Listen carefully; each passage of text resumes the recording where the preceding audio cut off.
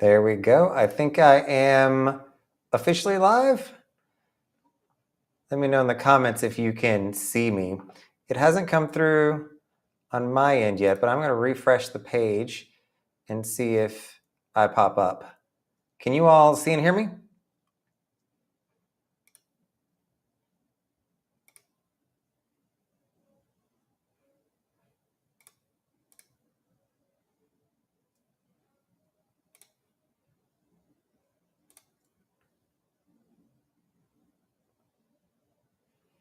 It's going. All right, there it is. I think I've come through now. It might be on a delay.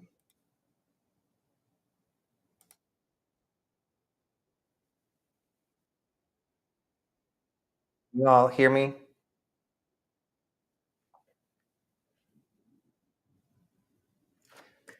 Yay! It looks like it is a little delayed on this end, but that's about 2 or 3 seconds of latency. So I'll keep that in mind as we go through questions and answers and give you a little bit of time to chime in. But I'm going to be running what's probably going to be a little bit ahead of you all. So when I ask a question, I'll try to pause a little bit, or when we talk about things, I'll give it a little bit of space there.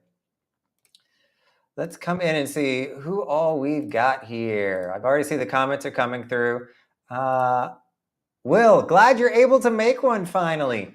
I do try to change them up a little bit. I think the last one I did was on Wednesday, but there hasn't been a lot of live streams recently. So this is my first one in, actually I have it pulled up. I cannot tell you. The last live stream I did was March 13th. So it's been almost 2 months to the day since I did one. So I am very glad to be back. This is certainly one, and Dewey's going to attest to this. You all love the live streams.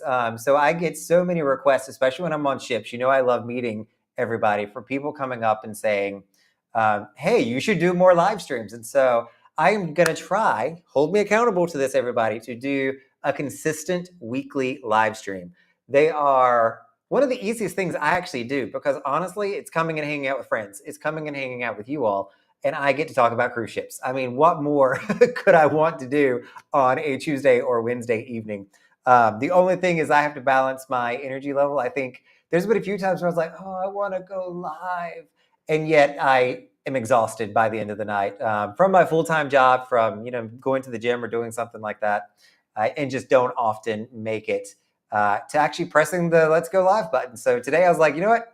I'm going to do it. And so I'm going to try to do it on Tuesdays or Wednesdays going forward. We'll probably fluctuate between the two based on schedule, but I think Tuesday works pretty good. Let me know in the comments if you all have a preference on Tuesday or Wednesday live streams. This one's also a little bit earlier. I started it at 7:30, mainly because if I start them at 8 o'clock, I like to talk for about 2 hours and I get sleepy. Or I can't sleep when I'm done with this because I'm so wound up from talking with you all for 2 hours. You get me going talking about cruises, and so I want to make sure I'm able to get a good night's sleep still and not fall asleep on all of you. Hey there, Tom. What part of North Carolina are you from, Tom? I'm eastern part of the state. Here's where I'm originally from. Actually, going out to the coast again this year for July 4th. So maybe I'll see you over there. Live your best travel life. Welcome to the call. Dewey, you are too kind. I sent a quick note saying, hey, it's taking a little bit longer. In the past, I used to hit the go live button and pop, I'm in. We're talking. This one took like 2 to 3 minutes. And so forgive me for being a few moments late. Rolls Ferrari, thank you for that. I always like confirmation that the audio is coming through, the video is coming through. I think I upgraded my router for the last live stream. I think this might be the second one with my new router. I upgraded to a Wi-Fi 6 mesh situation, and it is doing 10 times better on the speed that I'm able to upload and get the video out. It's fantastic, to the point that I'm going, can I get away with doing a 4K live stream, which takes up a ton of bandwidth? I think it's the math from a 1080 to a 4K is astronomical, and how much more upload speed I need. But I'm looking into some of the new 4K cameras out there. If I can afford one, I might start getting that so that you all can see the live, crystal clear from your home TVs.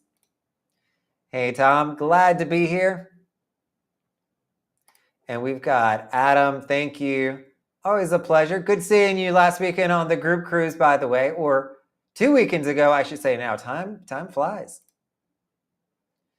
Hey, Doug, welcome. Oh, Newfoundland. Love it up there. Beautiful area. That is one place. So Halifax, a little bit different, I guess. I loved Halifax. When I went up there for a New England cruise with, who was I on? Serenade? I think it was Serenade at the Seas. Went up there, sailing out of Boston. Funny story. I'd moved to Florida at that point. Literally 2 months later, sailed out of where I had been living, which was Boston. That's story of my life these days. But I would love to go back to Halifax and spend like a long weekend up there. It's absolutely, you have a beautiful place that you live. Hey, Java, welcome. Always good to see your name popping up. Hey, Montreal, and from Jason. So my good friend, I'm going to give a plug to another content creator out there. He's probably not on here, but Mikkel. So I forget he's got an amazing Facebook page. He is a photographer by trade, flies, I shouldn't say by trade, by professional hobby. And he does an awesome job. And let me see if I can pull up his name real quick. He is in Montreal is the reason I'm thinking about that. So French Canadian. And I should have it. Oh, there it is. Traveling with Michael, Michel. Wonderful guy. I've met him on cruise ships. Super nice. And not to mention his photos and pictures are amazing. He's also branching out into YouTube. So give him some love, if you will. Traveling with Michael. Hey, Jen, welcome. Jen is just returning from her first Alaskan cruise. So welcome back, Jen. Hey, Sig. Sig also has a channel, so she is one of the other content creators that are out there that support us all and always coming into the live stream. So we appreciate that. Welcome to the live stream. Hey, Kevin, let's see what you got here. I think I need glasses. I'm finding myself leaning in to be able to read the screen more. Or I've got glasses. They're just I don't want to wear them. I haven't done it in a while now, and I can't do contacts. But such is where my life is these days. Hey, from California. I've been in Miami in February, or you'll be here at the Intercontinental. Oh, I did. Yes, Kevin, you're right. I'm reading this and putting it together, and I'm like, oh yeah, Intercontinental is literally right over there, and we did meet. So when you came in, so again, even if we're not on a cruise, you all, like if you were in Miami, as long as it's not Saturday and Sunday, hit me up, like send me a message. I might be able to meet for a coffee or dinner. Love meeting people from the channel if you have to be in town. And luckily for me, a lot of you are coming to Miami to jump on cruise ships every now and again. Friday mornings at 3 a.m., I might still be up. I've moved to Miami now, and it is a late night location. But no, I mean, it's funny. So if I am sleepy or I am tired, I can't talk. It is the weirdest thing. I've tried shooting full ship tour videos first thing in the morning, wake up, try to get to it before the ship wakes up and people are everywhere and you can't really see what's going on. And I'll start the video and I halfway through and go, this is making absolutely no sense. Like I can't get my words. I'm stumbling over things. It's just not a good situation for me to do any kind of talking when I am tired. I sleep like 8.5 to 9 hours every night. And if we're cutting that short, can't do it. Hey, Alan with a Y, welcome. Got one vote for Tuesdays here. From Dewey and Tom, you are in Chapel Hill. Oh, perfect. I know exactly where Chapel Hill is. I didn't ever go there much, even in college. I went to a small school called Campbell University. And so I think I went there once, but it was probably still from there an hour and a half to 2 hours away. So I didn't get to do it too much. Hey, Martine, I haven't seen you around in a while. Welcome back. Hope all is going good and that you've made it on a cruise. St. John's, New Brunswick, welcome. Lots of Canadians tuning in today. I love it.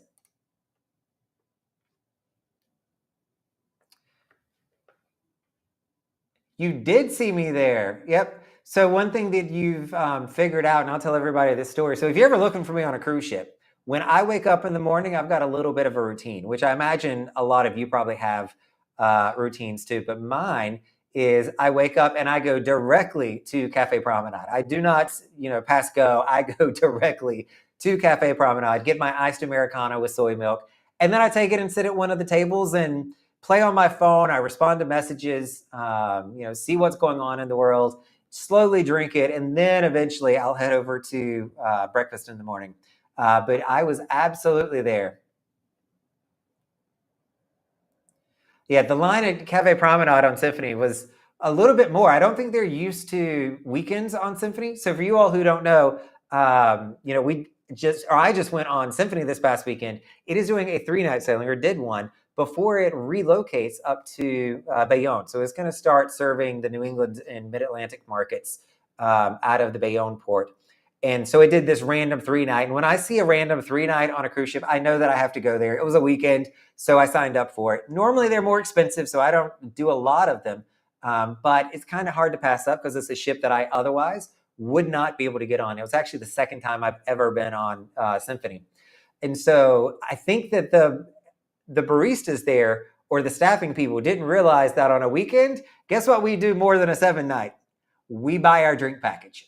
So we show up with our drinks, and we need some support and some help in the morning when you are a weekend crowd. So the coffee line was hopping, even though, here's one thing that a lot of people don't think. I go to Cafe Promenade because it's a creature of habit, but you can also go to Park Cafe. You can go up to the Windjammer Buffet. You can even go over to the Vitality Cafe and get coffee there. They all serve the Starbucks. But I don't think anybody really thinks of some of those places to get the specialty drinks. We want to go to Cafe Promenade and use our vouchers or our drink tickets. But yeah, no, that was me. I was there. Next time, we'll say hello. Hey, we sure did. Welcome. Some more content creators talking about cruise ship. Did a podcast with these guys. If you want to put the podcast link in the comment section, we'll send some people over there to check it out. Had an amazing time chatting with them and getting to know them a little bit better and talking about cruise ships. Hey, Boca J, welcome. There for a second, Dewey, when I started reading Enchanted, I was thinking Enchantment. I was randomly thinking about it or talking to somebody about that ship just the other day. Princess is one of the lines that I know a lot of you really, really like. And I would love to go on Princess, but Princess and Holland American both never do short cruises. All of their sailings are pretty long. I keep my eye open for them, and I'll even go and look just to see if they offer a random weekend cruise because I would love to be there. But they haven't done that yet. So I'm going to keep my eye open. But if you all ever hear of a cruise line doing a random weekend that normally doesn't do weekends, let me know. I will try my best to get there and check it out.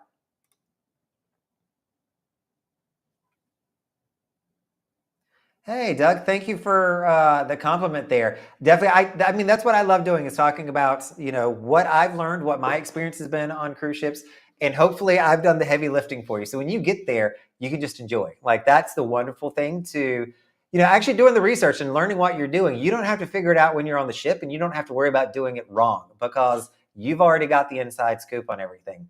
If you've already done Carnival, I'll say that you probably know a lot of what's going on already. Royal will definitely have different ways of doing things, but you're going to see a lot of the same concepts that the cruise lines offer on Carnival.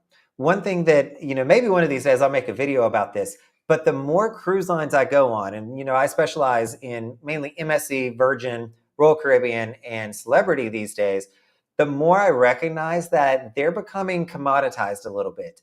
They're getting to be where they are so similar. Like the activities on board, they're all the same. They do Love and Marriage, they do the Quest, they do karaoke, they do silent disco, or the silent disco party. They're all doing the same activities. The food is starting to look and feel kind of similar based on which cruise line you're going on.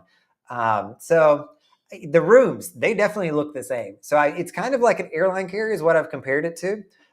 You have Delta, American, United, all these large companies that fly airlines, and we choose the one who's going to get us to point A and point B the easiest for the most part, unless you're a loyalist.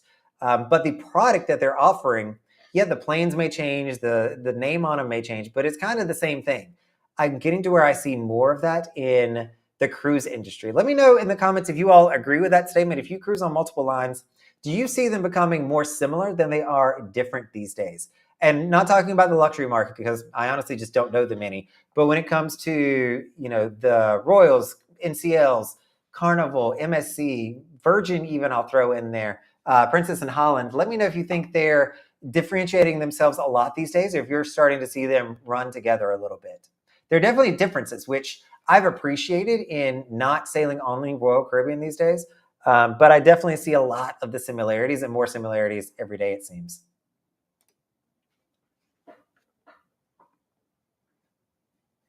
Yeah, that's exactly what they're doing, Rolls Ferrari. So a lot of the independent sailings, they have 4 nights. And so we'll talk about the group cruise as well, where we have this exact itinerary booked. We are going to be going to Coco Cay. So it is going to be, I think somebody said it was actually going to be, we leave on Thursday, Friday is Coco Cay, and then we have 2 days at sea. Kind of an odd schedule, but I'm sure they're just honestly just fitting the ship in wherever they can. And that was the best they could do. I'd much rather had Sea Day, Coco Cay, Sea Day. That makes a lot more sense to me. And I think that I can relax a little bit more that way.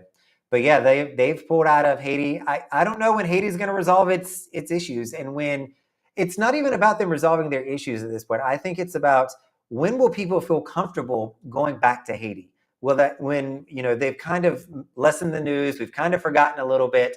When will us cruisers start saying, you know what, I think I can go to Haiti. That'd be okay. Let's do that. But in the meantime, looks like a lot of people are going to Coco Cay. I've seen some that have gotten a more exotic port, if you will. But for the most part, I think a lot of folks are switching to Coco Cay.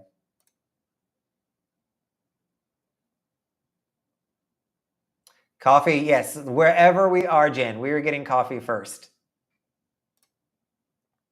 Alan, you're going on Symphony when she gets up to Bayonne. That will be awesome. Though I will say, you may find yourself encountering a tired crew. From my understanding, they're going to be, they'll be doing work during these couple of days while they go up to Bayonne. They're not going to have any guests on board the ship. And so they're absolutely going to be having what they call all hands parties. Or all crew party, where they invite everybody, and they'll go up to the pool deck. Maybe they'll take over Studio B. But they will take a section of the ship and turn it into a big old party for the crew, give them a moment to blow off some steam, enjoy themselves before picking up some more passengers up in Bayonne. So hopefully that's not going to be the case. I remember there was one time that I was in Cozumel, so I must have been on a longer sailing at this point. But one of the ships that met us there had just done a transatlantic crossing, and I went to a location where there was a lot of other or where there were crew members that were hanging out. And, I had one person come up and be like, Brandon, I apologize for the crew members. We just got off of 6 days at sea with everybody, and we just need to have some fun. And so I totally get that. And I am very glad that they're allowing the folks on Symphony to be able to do that before they switch over to the new market.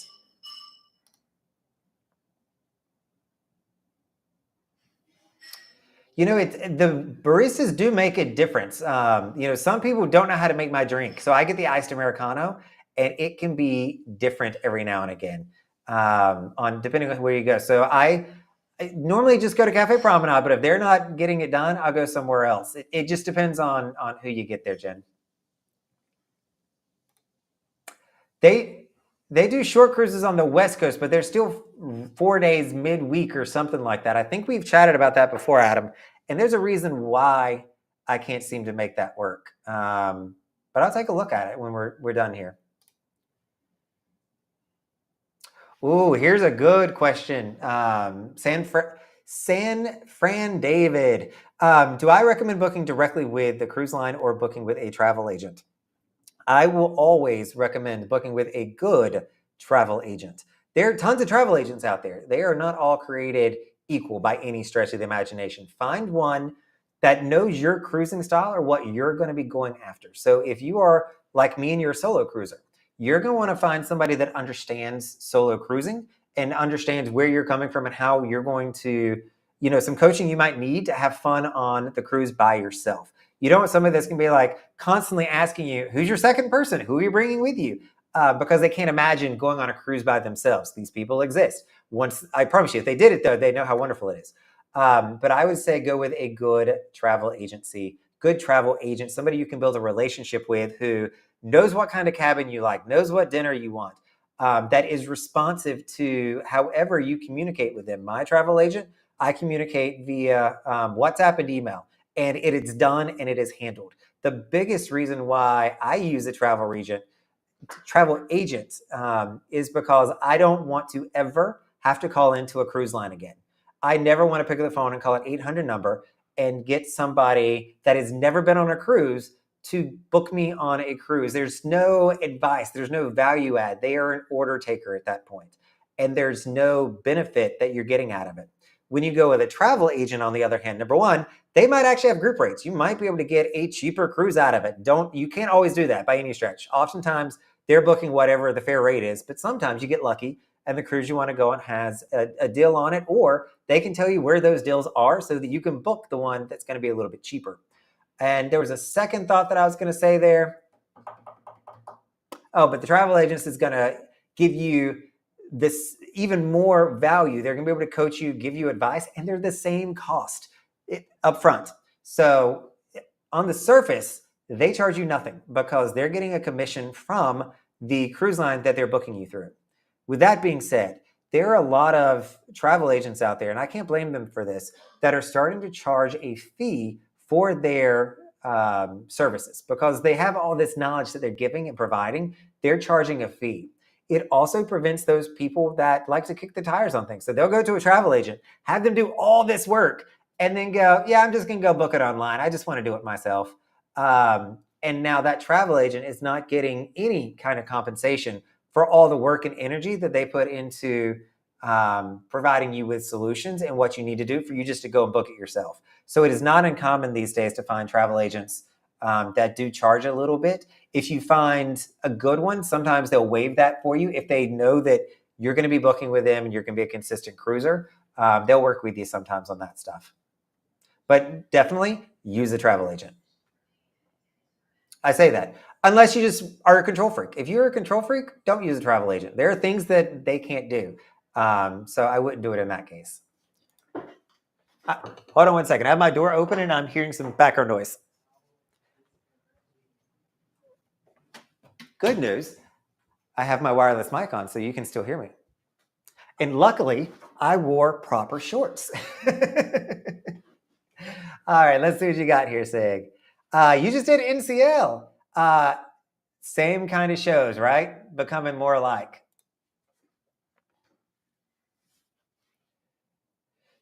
What do I need to book early? If you're going on Magnifica, I will be there this Friday as well. You don't need to book anything for Magnifica. The ship is small. She's coming in at about 95,000 gross tons. So think like Radiance class with Royal Caribbean. There's nothing you need to book in advance. They've got one specialty restaurant, which is the Oriental Plaza. And I don't think that I've ever seen it busy. I walk up and say, hey, got a seat for one? And they let me in there. Because if you status matched into MSC, which I believe you've already done, Java, if you've not, if you're listening to this and you're considering going on to MSC, make sure that you watch the video on how to status match with them. Because they give me, as a diamond member in their program now, a complimentary specialty dinner every cruise. Even on a 3-night cruise, I get a specialty dinner, which I think is a really cool perk. And it's complimentary, so you might as well. The shows, I mean, you don't even have to show up early to the shows. If you show up 3 minutes late, you're still going to find a seat. 5-10 minutes, it might get a little crowded, but there's nothing that I would book in advance for that, Java. Rick, good to hear. Now on YouTube as well.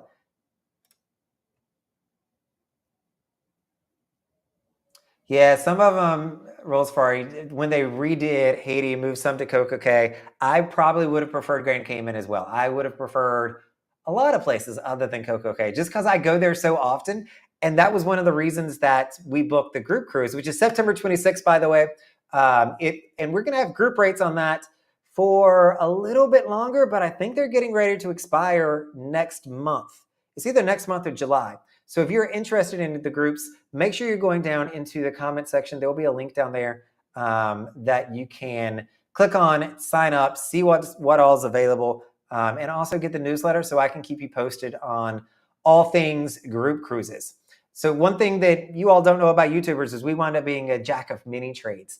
And so one thing that I've been working on this weekend is creating a mailing, not a mailing list, but a lot of people already signed up. But how do I, send out proper emails to you all? Like, I'm being a really big slacker on marketing the opportunity to come and hang out with me.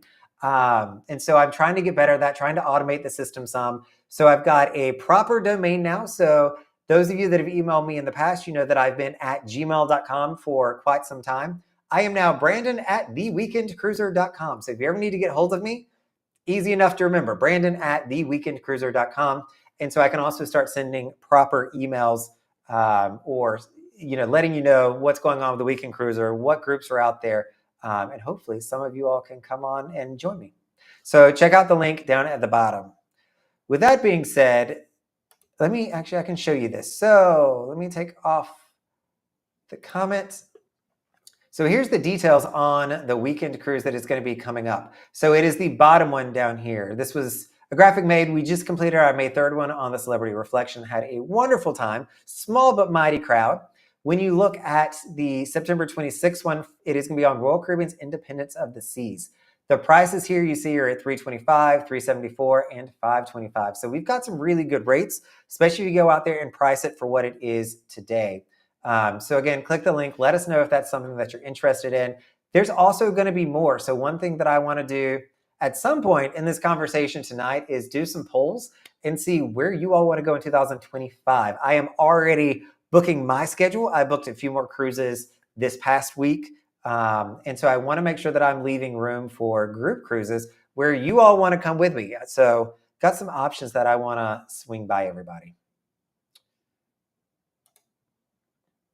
And from there, another thing that I worked on is these little icons up here on the screen. So something that is brand new to me that I'm trying to do better of is giving you all ways to support the Weekend Cruiser. I've had so many people ask me for a Patreon account for some way that they can say, hey, just monetarily say thank you.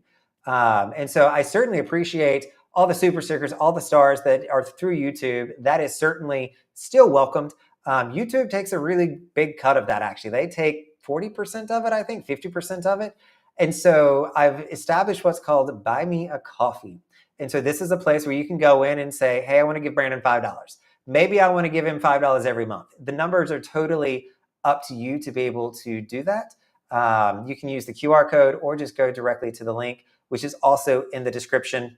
I've put off doing this for a long time. I'm a year and a half, 2.5 years into this journey, and I've never done a Patreon. I've never had I wouldn't say any desire to do it, but I don't want to come on here and feel like I'm always asking for money. Like, I don't want that to be part of this. It is certainly a huge help. Doing this is not the cheapest, but I've gotten so many requests from people saying they want to do something or asking for my Patreon. I looked into the Patreon platform. The Buy Me a Coffee platform is just so much easier, you all. Like, literally, it doesn't store any of your information. You don't have to sign up for anything. It's just make a donation and you are done. It's super simple, super easy. So if that is something that you are interested in, please do not feel any pressure. This will be the only time that I mention it on the call. I'll probably mention it once per call at this point, just to bring it up. But I am really not going to be begging or asking for money. I think of NPR. Who on here listens to NPR, by the way? So for their fall fundraising season, I always hear when they come on first thing in the morning, they'll be like, oh, it's the fall fundraising season. And I'm like, yep, I'll see you in a week. I'll be back when you're done talking about that. Nobody wants to hear that all the time, especially if you've already given some money and donated. You want to just move on. But I did want to put these up here. I'll probably leave them on. I think this one at the top where it has the actual address might do something. So this is a widget through the software that I use. It might actually pop up if you give something. I honestly don't know. We're going to learn together. And then the QR code, if you're on a TV, can't type in something, you can always just do this straight on your phone. So that's all I'm going to say about that. But thank you all for humoring my little monologue on that. I had a lot of mixed feelings on putting that up there. Ooh, any suggestions for 18 and 11-year-olds? First of all, Allure is an amazing ship for teenagers. There's plenty to do. And what I find, Bobby, is that teenagers, even kids, they always find each other. They always gravitate towards each other somehow. And I say they move in herds. So there's definitely going to be a teen club that they can hang out in. I think 18 technically is opted out of that, and 11 might be too young for that. So that's going to be a little on the tricky side, but there's tons to do. Unfortunately, giving advice on kids, teenagers, not my area of expertise. I would say to the 18-year-old, just set some ground rules on what you need to know. Show up at dinner. You need to be dressed and ready by this time, and allow them to kind of go about and meet some people. The 11-year-old, of course, is going to need a little bit more hand-holding, but they're still probably going to be able to run around the ship a little bit. There's an arcade. The biggest thing I can say there is make sure you have limits on the arcade games. So if you give them a set sale pass and they're able to rack up money on the arcades, make sure you put a limit on that, because I've heard horror stories from parents who go, how did they rack up $200? Like my 4-year-old went to the arcade and collected $200 worth. It happens. Well, I do. I'm always glad to recommend my travel agent. Do send me an email and I will send that over to you. I do not actively market him, but if somebody is looking for one, I'm always glad to share his information. So Brandon at theweekendcruiser.com, and I can get you in touch with him. He's fantastic, honestly. Yeah, if your TA, Sherry, has free restaurants, I mean, there's all sorts of perks that you can get when using a travel agent. So don't think that it's just a cost savings. That is sometimes what's going to happen, but sometimes you can get dinner, you can get a bottle of wine, you can get some onboard credit. It doesn't happen all the time, but when it does, it's really nice. The Cayman is a beautiful place. I've not been there too much, Craig. That is somewhere that I would love to get back to, but weekend cruises, I'm kind of out of luck on that. So I was really hoping this 4-night would get it, but there you go. Hey, that's a good one, Sig. So I didn't know that. My travel agent doesn't charge this fee, but I've also booked, I don't know, 100 some cruises with him. So, but that's good to know that, if you do wind up actually taking it and they do get the commission, they'll just give it back to you on the cruise. I think that's a good little guarantee to make sure that either way, whether you use them or not, they're going to get compensated for their time accordingly. Ooh, a free upgrade. I'll definitely take one of those. Though, interestingly enough, on my MSC sailing this weekend, I finally got the elusive free upgrade. I don't even know how it happens. I got their email saying upgrade. You can bid on MSC like you can on other cruise lines. And so I looked to see what my options were. Not that I normally bid, but I just like seeing what it is. And I saw that I could upgrade. I was already in a balcony room. And I was like, I'm pretty sure I don't book balconies. Like, that's not my go-to. And so it was having me try to upgrade from a balcony to a suite and so forth. And so I went back and pulled my confirmation. And sure enough, I booked an interior room for $300, taxes and fees all in. I'm at $400, I think. And I got upgraded to a balcony room. I've heard other people on MSC that have gotten these random balcony upgrades, and somehow or another, I finally scored one. I don't know how. Nobody's told me about it. It's not from the social team, I don't think, because I feel like they would have, given me a nod that, they did that.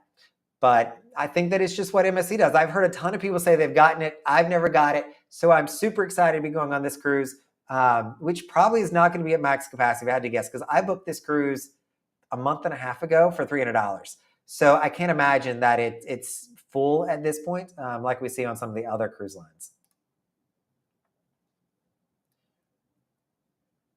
Barbara, I think I'm going to leave that to a travel agent to say what they can and cannot do there.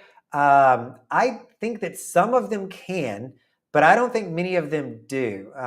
If it's especially restaurants, you have a special event occasion coming up, they may be able to help you with some planning there for specialty restaurants.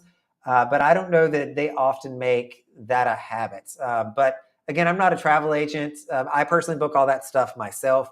So I'll leave some others in the comments. Let's help Barbara out here on, is this something travel agents can do? There might be higher end travel agents out there that would do this, Barbara. I'm just not as familiar. Rolls Ferrari, MSC.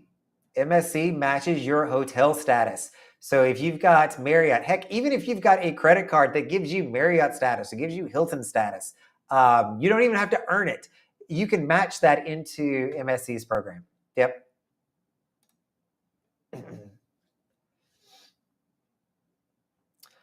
When I did it, Jen, the website was pretty easy. I mean, there's a few questions. You got to upload a PDF, but they could have changed it. I status matched a while ago now, probably over a year and a half ago, I status matched, but they are still doing it. They've removed the list. They used to have a list on, hey, if you are gold with Marriott, if you're executive with Hilton, here's what you're going to match into.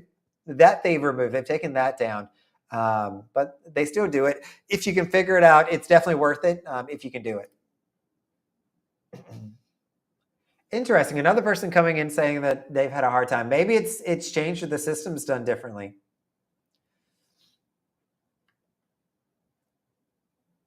Interesting. Keep me posted on that, Greg. I'll be curious on and Jen as well, on what the magic steps was. Jen, if you've already done it, I'm curious to see what worked for you the best. Great question, iStock. Does the summer months worry me with hurricane season? It really doesn't, honestly. Granted, I grew up in Eastern North Carolina. I've been through 15 hurricanes, some of those really strong. Lots of flooding, lots of damage. And so I've been through a lot of hurricanes. I also live in Miami now. So I feel like I've kind of bought into being in hurricane-prone areas. With cruises, it hasn't really bothered me too bad because the cruise line is going to cancel. Then they're going to try their best to keep you out of those rough seas. What they do more times than not is if they see a hurricane coming in, and this happened on one of my cruises 4 years ago. I think it was Hurricane Anita, no, something like that. There's one of them in 2017 down here in Florida, and they lengthened one cruise. So one thing that you need to know if you go during hurricane season, take plenty of medicine, because if your 7-day cruise gets interrupted by a hurricane, it could be extended to a 10 or a 14-day cruise. The cruise ship will not come back to a port until that port is safe to do so. So make sure you have plenty of medicine that will keep you at sea for a little bit longer. That was a big issue, or has been a big issue for others. In my case, I didn't get the luxury of being extended. I got the luxury of being on a 3-night sailing that was supposed to be a 7-night sailing. And they kind of made it up to me. They said, look, we know this isn't ideal, but if you still come on this 3-night sailing, we will give you half of your cruise fare in onboard credit or something like that. I also live by the port, so chances of me making it to the port are better than others. If you're flying down, that's a whole nother situation as well. But hurricanes, knock on lots of wood, have been few and far between the last couple of years. Down here in Florida, I know the Tampa port got hit, and there's been some other places that have seen some damage, but overall it hasn't been. I think everybody thinks of, you may remember the Anthem of the Seas got caught in a storm a while ago, and that's probably 6 or 7 years ago now that it got caught in a really bad storm. But I personally, it doesn't bother me much. I do take Dramamine every time I go, just in case the waves get to rocking, so that I can sleep it off. But if it is a concern for you, I would say make sure you're looking into travel insurance as well. That allows you the ability to cancel for a good number of reasons. So just check that out. There's other companies other than the cruise lines you can go with. Cruise line will charge you a percentage, but there's cheaper ones like Allianz that are out there that I know a lot of people also use.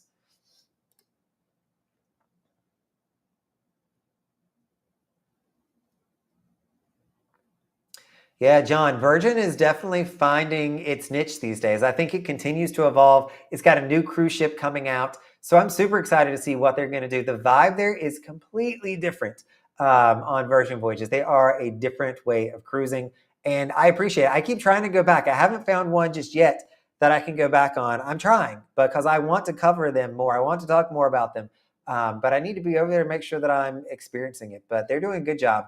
The other one that I'm really enjoying now for a similar reason is Celebrity. So I've gone on a few Celebrity, just did their weekend sailing this past week, 2 weekends ago for the group cruise.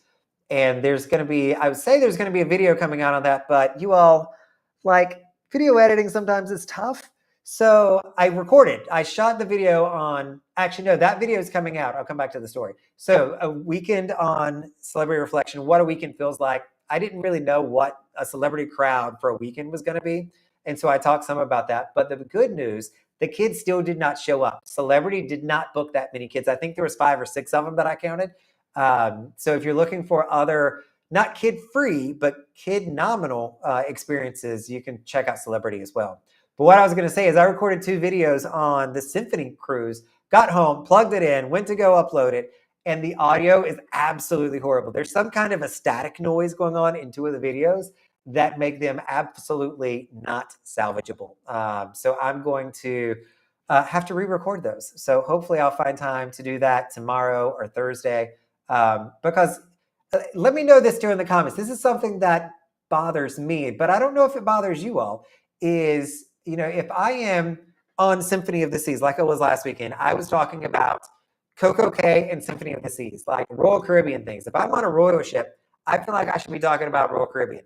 Do you find it weird if I am on MSC, let's say this weekend, talking about Royal Caribbean on Coco Cay or something royal-esque, if you will? Is that odd for you all? It's odd for me sitting on an MSC ship talking about a different cruise line or vice versa, whatever the line may be. But I may be overthinking this. Let me know if you will, if that bothers you all. So if I need to make sure that I do that, or maybe I should start just recording what I need to record where I just happen to be. Hey, Lisa and Bob. Hope you all are doing well. Ooh, Mark, you learned the hard way on the arcade situation, or how 14-year-olds can rack up a bill on their CPAS card. Make sure you got some controls in place.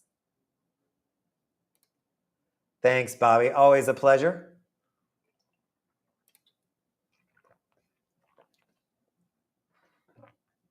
Oh, Liberty of the Seas. She needs a little love, let's be honest.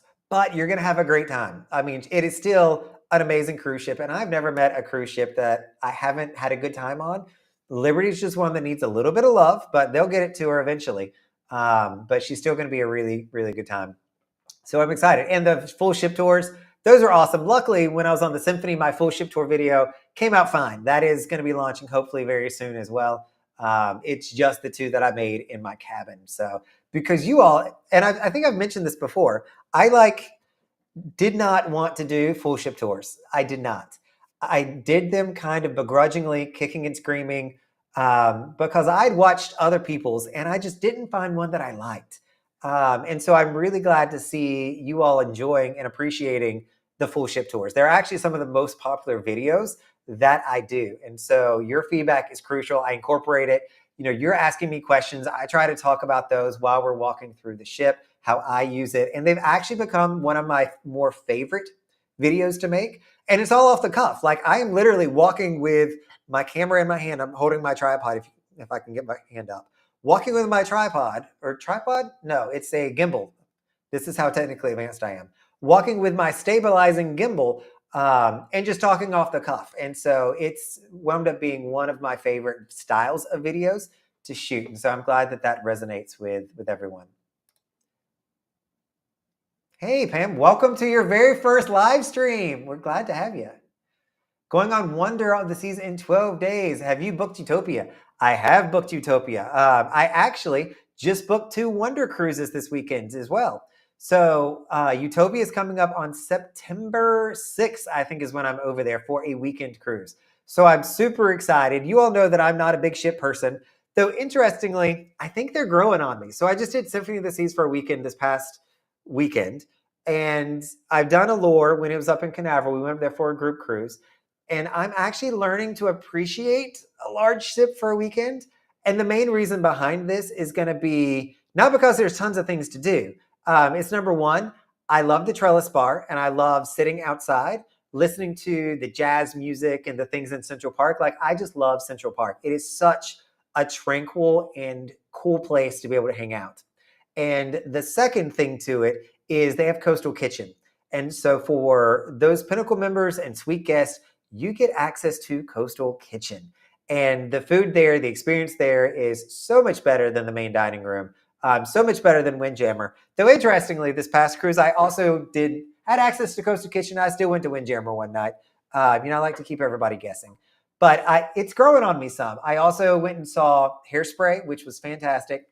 So when Allure comes over, I'm not sure. I've got several booked on Allure for the weekends. I'm not sure I'm going to see, I think their Mamma Mia's on Allure. I'm not going to see it every single time. I might only watch half of it, but I'm enjoying it. So Utopia, more to come on that. I don't know if you're looking at it when you're going, but content should be out for that middle of September on my thoughts for it. But Wonder of the Seas is also going to be coming to Miami at the end of next year. I think it's around, hold on, let me look at my trusty little map over here.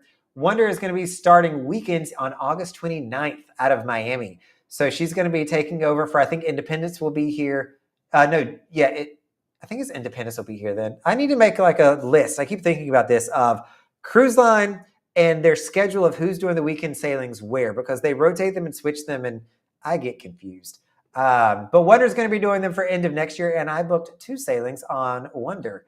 The prices weren't horrible. They're not as cheap as I want, but MSC is not doing weekends then that I can keep in check. The Seascape is coming to Miami to do not true weekends, but it's going to be doing Thursday to Sunday, which works great for some people. For me, not ideal. And it's every other weekend, which I just find a little awkward, that schedule. See, Robin, it's a thing. I don't know how. I don't know why. This is my 7th or 8th cruise on the Magnifica, and it's the first one that I've gotten. So I'm really interested to see how it's going to play out or what happened to it. And I've got, let's see here. There we go. So Lisa Juskin, I agree to deal with. Yes. So the travel agent that I use, that's who they're talking about here. And I've skipped some of the other comments you all, so not to think that I'm not seeing those. But again, I just don't actively market on here for other people. So, but I'm glad to give out my travel agent's information. Again, Brandon at theweekendcruiser.com. I just don't actively do it. Thanks, Sig. So, Sig, I think you're, Cheryl, I think you're a travel agent as well. So thank you for chiming in here. So they can do it. They have access to all the bookings accounts. So Barbara, if you do need somebody to help you out, find a travel agent who's willing to take that on, and they'll coordinate all of it for you.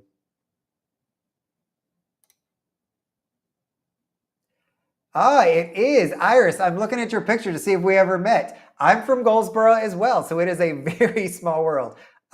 Grew up just over in like the Stony Creek area.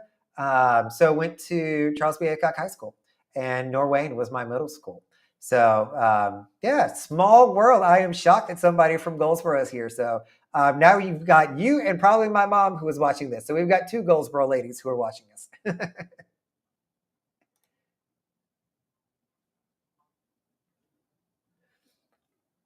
Yeah, Barbara, ask questions. So I think one thing when you're looking for trying to find a good travel agent, if you have those kind of bucket list items that you're looking for a travel agent to do with you, make sure you're being upfront on, hey, here's the service level that I'm looking for from a travel agent. And you can find people who are willing to do that, and sometimes they're not going to be willing to do that. But you got to find one who's going to know you, what you like, and how they can help support you to have the best cruise that you're going to have. So make sure you just kind of do a little bit of an interview, talk to other people, find out good agents, and take it from there. San Fran David, interestingly enough, let me, no, I guess I can come to here. Let's see, how do I want to do this? I'll go and throw this out there while we're talking about it. My nose is itching. I apologize. I keep scratching it. I don't know if it's a nervous thing that I'm on camera or what, but it's itching on me. So there is a weekend cruise on Royal Caribbean that I am looking at for a group cruise. So if you want to take a look at it, tentatively think about it. I'd love to do a group cruise on it. It is the only one that Quantum of the Seas is going to be doing, and that is November 14th of next year. So it is a long ways away. It is a weekend, Friday to Monday, out of San Pedro or Los Angeles.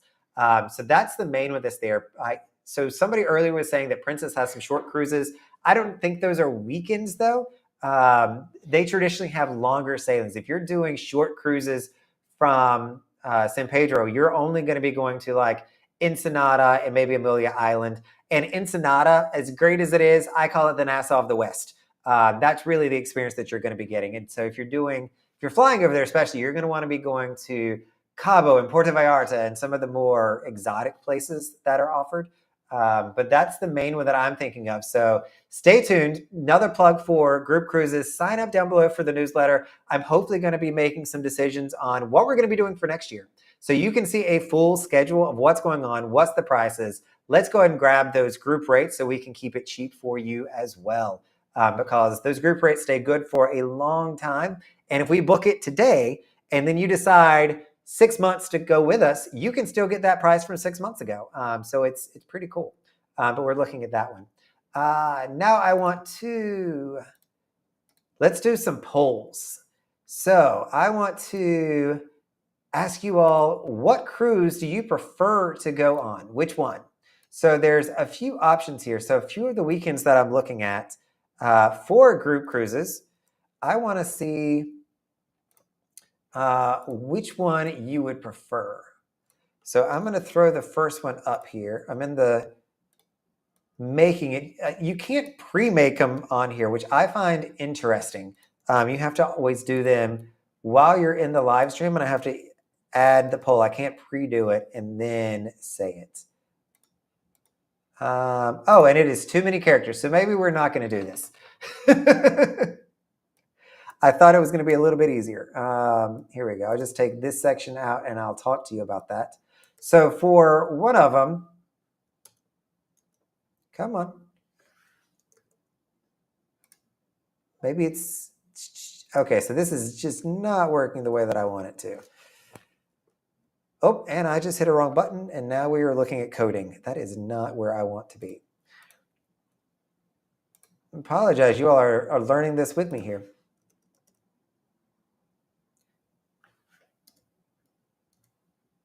All right, I cannot start this poll. Must contain, oh, maybe it's X out of there. There we go. All right, sorry about that. Oh, that was painful for me. So we've got 3 different options here. So these are weekend sailings. You've got Utopia of the Seas. That's going to be doing a 3-night out of Port Canaveral, going to Nassau and Coco Cay. You've got an Allure, which is a 4-night, interestingly enough, which will be Thursday to Monday. And then you've got Celebrity Silhouettes, 3-night, which is doing Nassau and Key West. So the sailings are pretty different, but yet very similar. They're all short cruises, 3 and 4 nights. Utopia and Silhouette are 3. Both Utopia and Allure are doing Nassau, Coco Cay. Allure being a 4-night, it has an extra sea day in there, which I think is always good for group cruises because it means we get to do a little bit more. But let me know, click in the poll, which one you would prefer in this situation. If there's one of these that you would gravitate towards, and we can see what our results are going to be. Because I definitely want to go where you all want to go. So I'm very curious to see what everybody is thinking here and how it wants to go. Utopia is the new ship. This, by the way, we're talking about 2025, so nothing new here. I see Greg talking about Key West. Key West is hands down my favorite port, next to Ocean Key with MSC, which did not make the list here. But I love going to Key West on a sailing. I will swap out, in this case, it's not swapping out Nassau, it's swapping out Coco Cay, but I'm absolutely fine with that for a nice change of pace. All right, let's see if we'll take a few more of those polls, see what everybody else is voting on. Looks like a few of you have voted. All right. So looks like most people preferred the Silhouette, which is, I guess, is the Key West factor that gets that. I would have thought the Allure 4-night would have gotten more people's attention. It still came in second, and then Utopia coming in last there. So just some fun stuff to look at.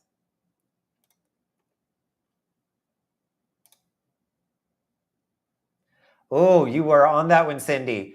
Glad the captain did a good job keeping you safe. That was a bad situation. So I'm glad that you feel that you had not a good experience on it, but at least that the situation was being handled as best it could.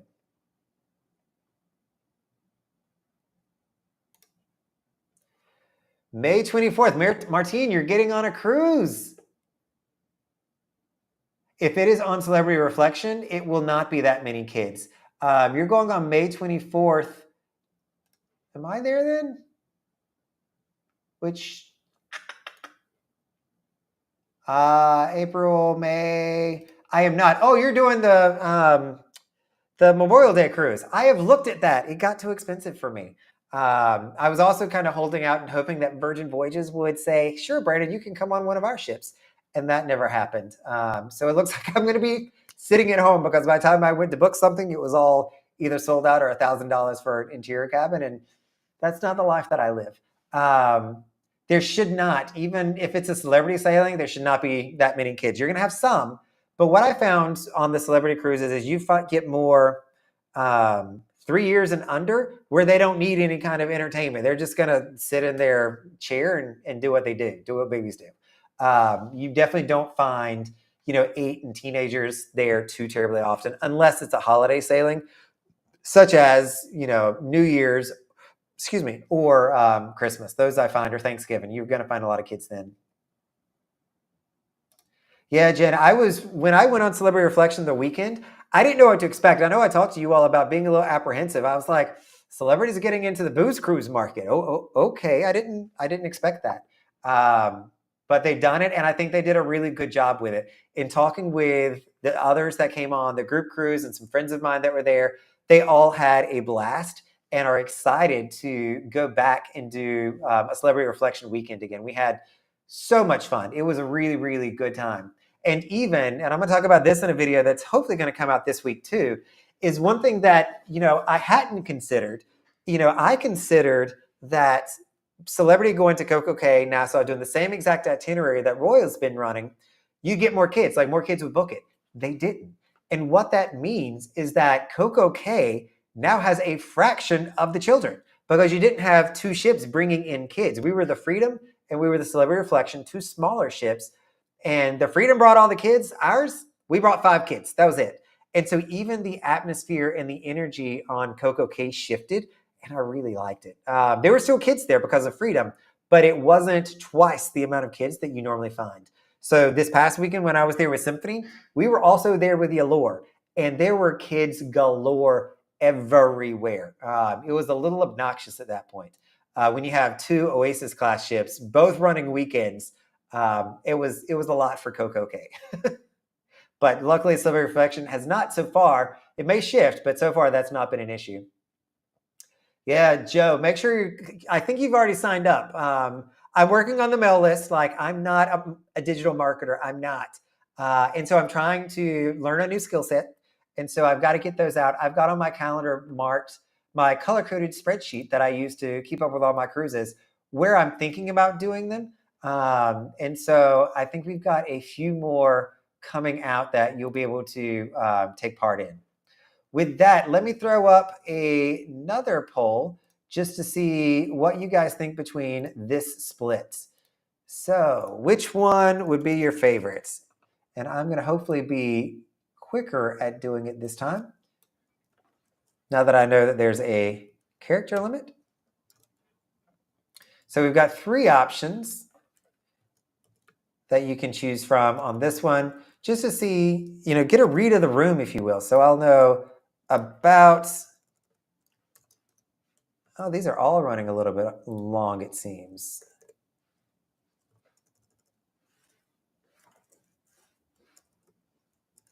I'm going to clean this up a little bit.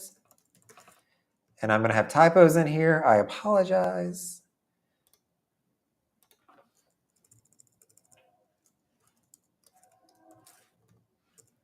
And one last option that I need to throw up here. And we'll have this one out the door.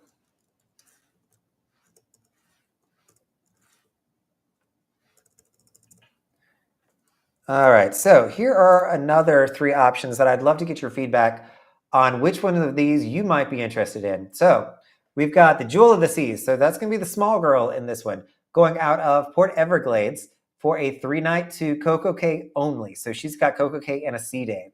You're then going to have Wonder of the Seas going out of Port Miami when she comes down here towards the end of next year. So this will be a later cruise if we do it. 3 nights, Coco Cay and Nassau. And then you've got Utopia out of Port Canaveral, that we could also wind up doing for one of the weekends that I'm looking at, and that's doing Covacate in Nassau. So Wonder and Utopia kind of comes down to, do you prefer going out of Port Miami or Port Canaveral a little bit? Or do you prefer the small ship? You want to try Jewel of the Seas, which I think is a wonderful sailing as well. So curious what you all think. So far, it looks like one is definitely a front runner. Let's see if that's gonna keep up. It's interesting to me that the Jewel's going to be doing weekends. She's been over in the Mediterranean, in Asia. I think the last time I took her was out of Dubai. I did a back-to-back for 14 days in Asia and had an amazing time, by the way. If you ever get the chance to cruise around the Persian Gulf, I highly recommend it. So that was a good experience. But she's been doing more exotic itineraries. So I'm kind of interested to see them bring her over to do weekends for a little bit. She's going to be replacing Liberty of the Seas. So Liberty has been that weekend sailing out of Fort Lauderdale, and it's going to be the Jewel of the Seas. Give it a few more votes. Anybody want to jump in there? And then we'll call it. Got 2 more votes coming in. All right, let's see what we got here. So it looks like the Jewel of the Seas coming in with 44%, Utopia 33%, and then Wonder of the Seas 22%. I'm going to take that to mean that you all just like Port Canaveral better, that you find it easier, or maybe you want to go to Disney first. I personally am going to like Miami. Like, let me be honest, like it's right there. I always feel like a crazy man when I'm like, why am I going to Port Canaveral, which I'm doing next month. I'm going there in June and September for a cruise. It always sounds like a great idea when I'm booking it. I'm like, let me change it up. Let me go out of Port Canaveral. And then I'm like, why did I do that? I've got to go up the night before. I take the bus. Like, it's a whole production, get a hotel room. It's a whole thing. But all right. Thank you all for voting on that so I can get a little bit of a sense of what you're looking to do. Doug, thank you for the full ship tours. They are a ton of fun to make as well. So glad you enjoyed. Thanks, Rolls Ferrari. So one thing that I hadn't considered, even for the full ship tours, that somebody told me, like, we all like to see what there is to do there. But one thing that didn't even occur to me, that one market that I'm reaching with this is people that are visually impaired. They can't see that well. And so me being able to narrate when I'm walking through the ship, what I'm seeing, what's going on, has also proven really helpful to a community that I never even, I had not thought about. And so I'm really glad. I thought that was a really cool thing, that people are finding value in that, to be able to get around the cruise ships a little bit better. Or people with mobility issues. If you need to know how the elevators are working, where the stairs are at, or sections you can't necessarily get to this way, I'm also covering that in the video too. So really neat. Yeah, Central Park, Dewey, absolutely hands down my favorite spot. I spent some good time there. Looks like Pam's a fan of it as well.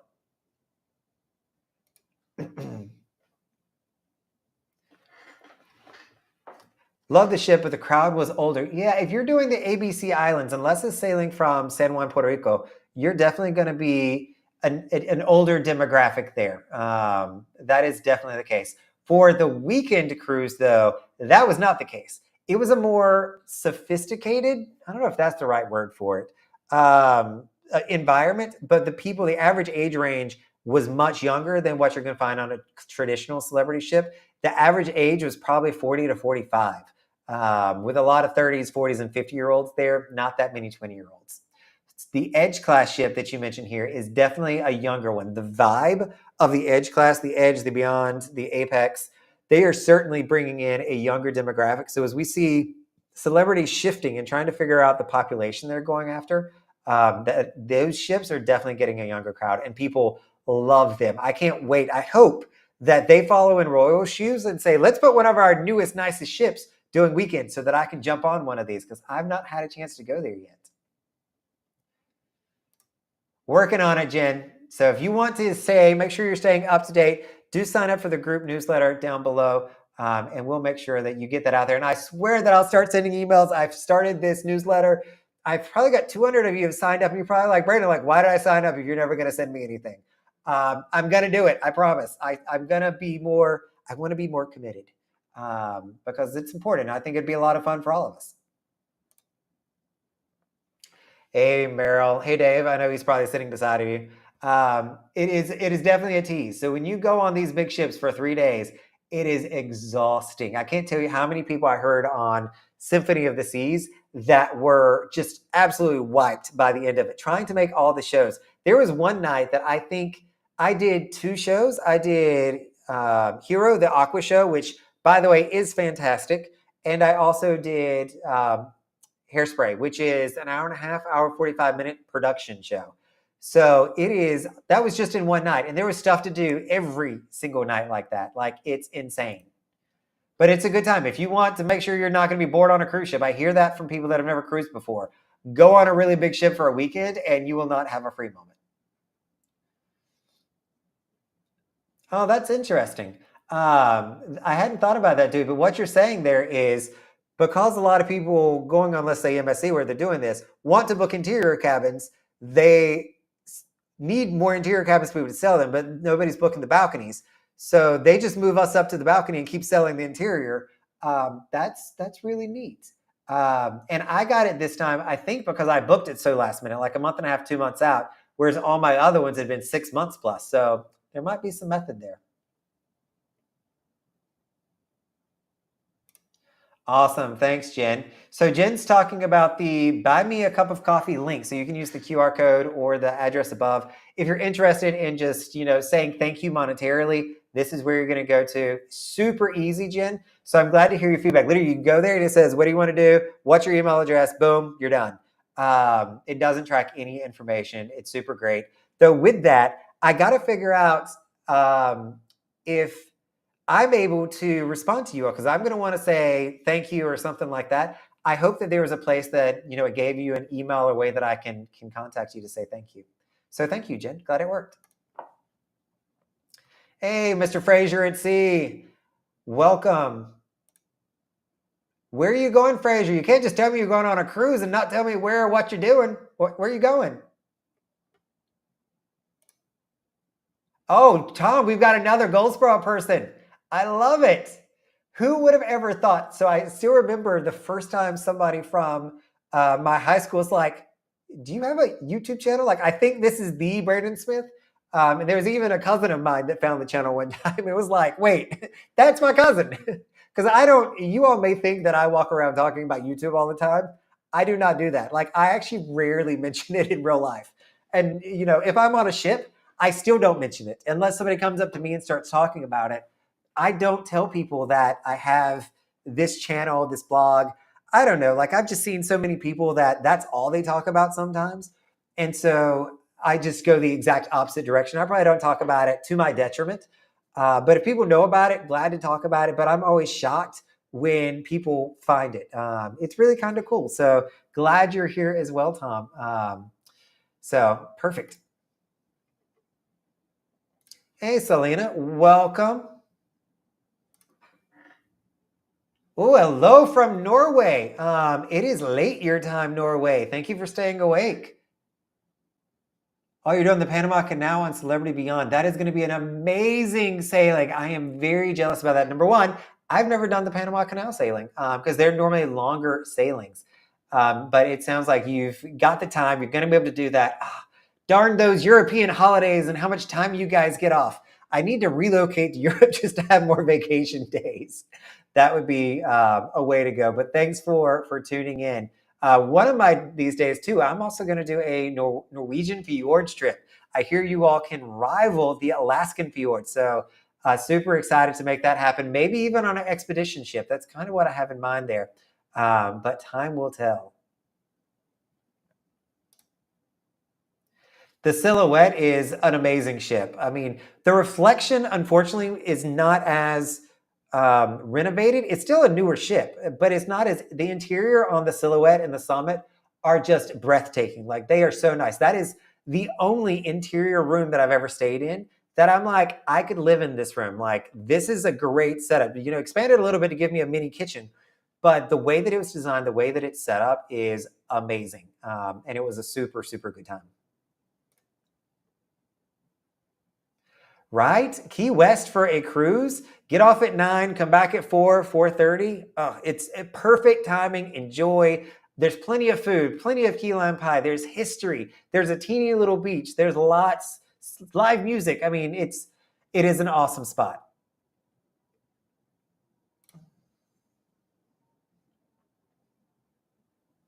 Yeah, the Allures, I get that it's easier to sell out of here versus going up to Canaveral. I forget where you live. You live midway?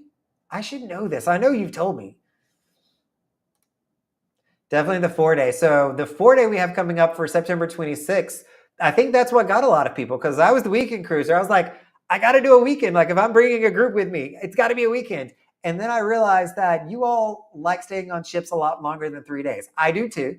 But if you're going to be, especially if you're flying down, if you're commuting down, you're going to make sure you're getting as much time as you can. So we definitely have a 4-day there.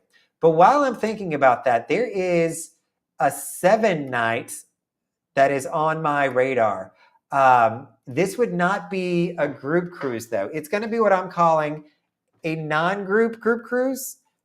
And what I mean by that is I'm not going to have an official group. There's not going to be group rates. You're going to be free to book them however you want to. So if you wanted to go through the casino, if you wanted to go through your own travel agent, if you wanted to just book it directly, you're going to be able to do that, or should be able to do that. But the difference is going to be that we're still going to have group activities. We're still going to get together. We're still going to have the opportunity to link up our reservations, but you're going to be able to book it however you want to. With that, I'm curious if you all would be interested in buying into like some weekend cruiser or group cruise swag. So I'm thinking t-shirts, tumblers, or cups, hats, what have you. And if so, what amounts would be appropriate? To think through that. So I'm going to throw in some prices here. The first option is going to be I would never. So if that's something that you're already paying for the cruise, you don't want to pay for being part of a group, then that is absolutely an answer. But I want to see if there's any thoughts. As I figure out these group cruises, I'm trying to find the right balance, and I know that having to book through the actual group is problematic sometimes. Like, a lot of people want to use their own travel agent. They want to go through the casino, what have you. But to be part of a group cruise, you have to book through the travel agent to make sure everything links up and we're good to go there. So I'm curious on how much you all would think about paying extra. So it's not really even extra. It would just be, you would give $20 or $40, and then I would make sure that I come on board with t-shirts and tumblers and swag and all sorts of fun stuff, if that is something that you are interested in. Or if you're not, let me know that too. It's a different concept, and so I'm not sure how I feel about it. The group makes it seem a little bit easier, but at the same time, you're already paying for a cruise, and so I feel bad saying, hey, let's do a little bit more money. But I think that it gives some people a little bit of flexibility. And if there's the opportunity to give some value behind it, to give you some fun stuff, to throw a party or do something, might be able to make it worth the while. So I'm just curious. And I didn't throw up large numbers there by any stretch that go into this poll. But let me know if this is something you would even consider. And if so, how much would that be? Give it a few more seconds on this poll.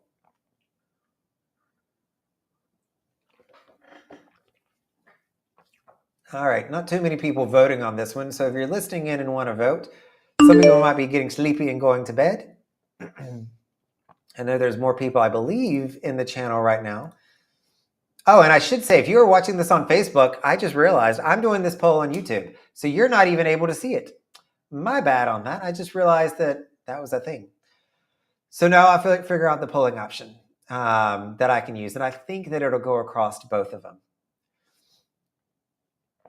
All right, we got a few more that are coming in. And by the way, if you're on your TV, I don't think that you can actually vote. At least I don't know how. If you all know how to vote from a TV, let me know in the comments, because I don't think that I figured that out. I know a lot of you do watch from the TV, which is a scary thought to me when I think of how large my face is on a TV. So when I go and visit North Carolina, we'll throw it up on the TV and we'll watch it. And it always amazes me how large my face is, because I'm used to seeing it on little screens on my computer. All right, let's end this poll and see how it's shaped up. So it looks like a good number of you, we're in that 20 to 40 range. That's kind of what I was thinking. So that aligns with that. Some of you saying $20 and under. 15 of you, the heavy hitters out there with $40 to $50. And then a few of you saying I would never, which I totally get. I've never done it, but something that I'm considering or thinking through. Ooh, do I prefer a port or a day at sea? Nolan, I will say that I prefer a port day. The reason that I say that is because I am to the point in my cruising journey where if I don't want to get off the ship, if I want to enjoy the ship by myself, I will stay on the ship. And so if it is a sea day, everybody else is doing that with me. And so I'd prefer them to go somewhere, quite frankly, to leave me alone, let the hot tub open up a little bit, get in the pool, get the pick of the loungers. I would absolutely go with a port day any day, especially if it's a nice port. Yeah, I will go with the port day any day. Dewey's going to be coming in with sea days. No, port days. Get everybody off the ship. 4 days again from Joe. Hey, Tiffany. Great question. So how do I mix my protein powders? Can you bring a mini electric blender? You can. So if you want to bring like a little magic bullet, if you will, or something like that, you can certainly do that. Normally I always have one on my desk, but I don't now, but I have a shaker bottle. So it's a plastic bottle. I dump it in and then I shake it. And that normally does a really good job of mixing it. If I'm doing just my pre or post workout, they've got 2 cups in the sinks in the bathroom. They're small, but it doesn't take much. And I put the powder in, pour water in, and then I do the pour back and forth to mix it up.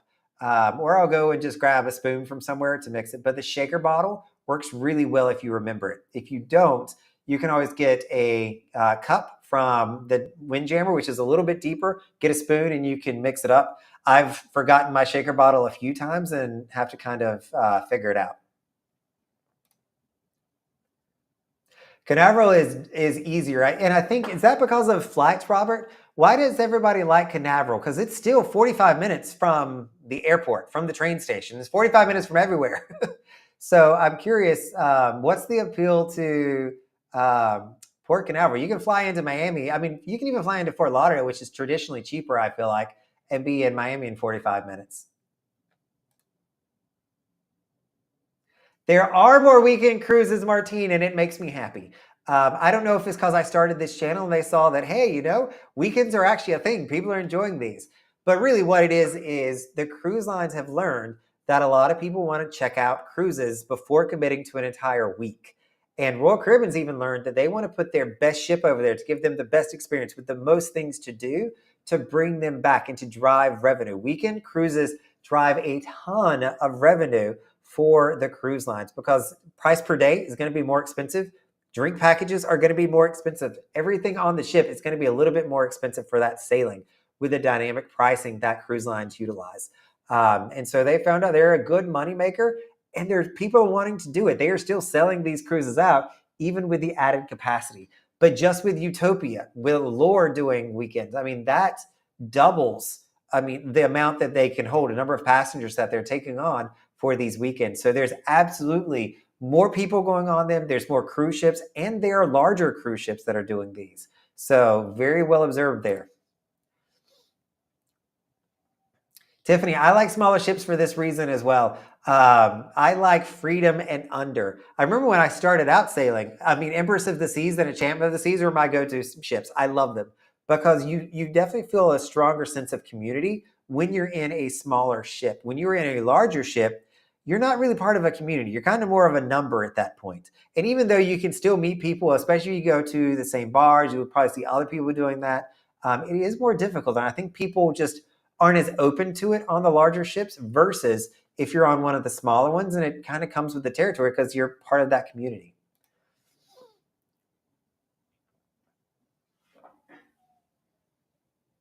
Great question. So we talked about this a little bit earlier, Aaron, but I'll do a recap. There's a whole video coming out on what to expect at Coco Cay with celebrity being there and freedom of the seas in my case. The good news for my sailing that we did 2 weeks ago on Celebrity Reflection, not that many kids. There were about 5 that I counted. And so when you go to Coco Cay, you can expect there to be half the amount of kids because your cruise ship is not going to be bringing them over. What you can also expect, unfortunately, on Celebrity is that you're also going to be paying more for whatever you purchase on Coco Cay Beach. So if you want Hideaway, if you want a cabana, if you want the beach club, they're going to cost more than they're charging over on Symphony, which I think is interesting. So Royal Caribbean's prices are cheaper for Coco Cay activities versus what we're finding for Celebrity. Celebrity's charging a little bit more for that experience. And so Hideaway being $40 a person, that's not a bad price. I've heard it going all the way up to 50 some dollars, but it also tells me that they're probably expecting a lot of people to be at Hideaway Beach. So it's going to be a little bit crowded as well. Probably it can hold up to 1,800 people, which I think is crazy. That's literally half of the cruise ship that you're coming on can go over to Hideaway Beach. So make sure you're watching my video on Is Hideaway Beach Worth It? I really detail out, my thoughts on Hideaway Beach. I personally would only go there in the winter when I want the heated pool. Otherwise, it's not for me, even at the $20 amount.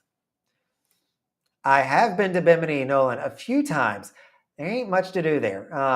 Bimini is, the cruise port there is not close to the stuff to do in Bimini. You can take taxis. They're kind of costly. They do have some excursions. It's, for a lot of people, it's a stay on the ship kind of location. I always hate saying that because I encourage people to get out and experience the Bahamas, get some Bahamian culture. But Bimini is a tough sell even for me. It is tougher than Nassau. It depends. So yeah, if I am booking with Celebrity and they want to charge me 250%, I will do a phantom booking for a second person to bring it down to 200, and then that person is just going to no-show. This is what I would call more of an advanced booking strategy, so make sure you're working with a travel agent on that, if there's any rules or regulations. But that is definitely something that my agent has advised me to do a few times to get the better rate. Luckily, I was paying good attention when the Silhouette was named to do weekends for the beginning of next year. And she's got 4 solo cabins. And I booked 4 of the solo cabins like 10 times because I booked it as soon as it came out, which was, a 100%. Like I didn't have to pay for that double percentage. Something I did just learn on this last sailing, and thanks, Adam, for letting me know this. If you're on Celebrity, you get double points for solo cruising as well. So you're paying 200% or higher, you will get double points. If you're in a studio room, you will not. I didn't realize that because I've never gotten those. So I got to go to Celebrity now and challenge that. I thought that was only a Royal and NCL thing. Apparently Celebrity does it too. And I confirmed that with their concierge. Yep, that sounds about right. It is all a blur when you go on an Oasis class ship for a weekend. It is run, run, run. Joe, thank you for that. I appreciate it. Nolan, welcome. And thank you for commenting and asking a question. Always great. Dewey, now you're just showing off. I'm joking. I would love to. I will make it there. So I've been on a little dinghy in the Panama Canal during COVID when the cruise lines were shut down. I went down there for 2 weeks to hang out. So I've been in the canal. I just haven't been on a cruise ship through the locks yet. So that is definitely on the to-do list. Dustin, I do, actually. I do. So I don't know if you were here for us talking about the non-group cruise, group cruise.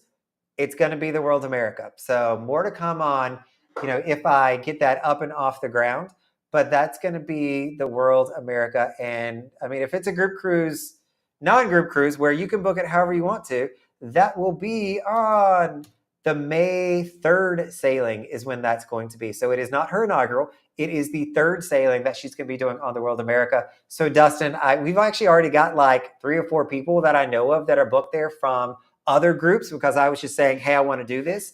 So if you all are interested in a 7-night sailing with the Weekend Cruiser, this is a chance for you. I will be there on May 3rd, and I'm going to see if I can make it a non-group group cruise where we say, hey, for $35, whatever have you, we'll still bring everybody together, have some activities.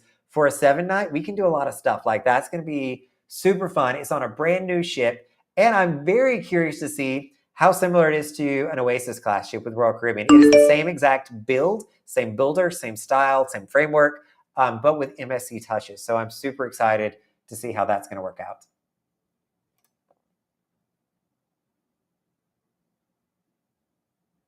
If you link your device to the TV, oh, I didn't know you could do that, Karen. I'm always on the computer when I do these things. So thank you for saying. So for those people watching at home from the comfort of your television, you can apparently link your device and still chat and vote. So that's great information there. Selena, I appreciate it. It's because of all the great people like you that come on that make me really enjoy this. I've always said that if this ever starts like feeling like work, I'm out. Like that's not why I'm doing this. I enjoy it. It is fun.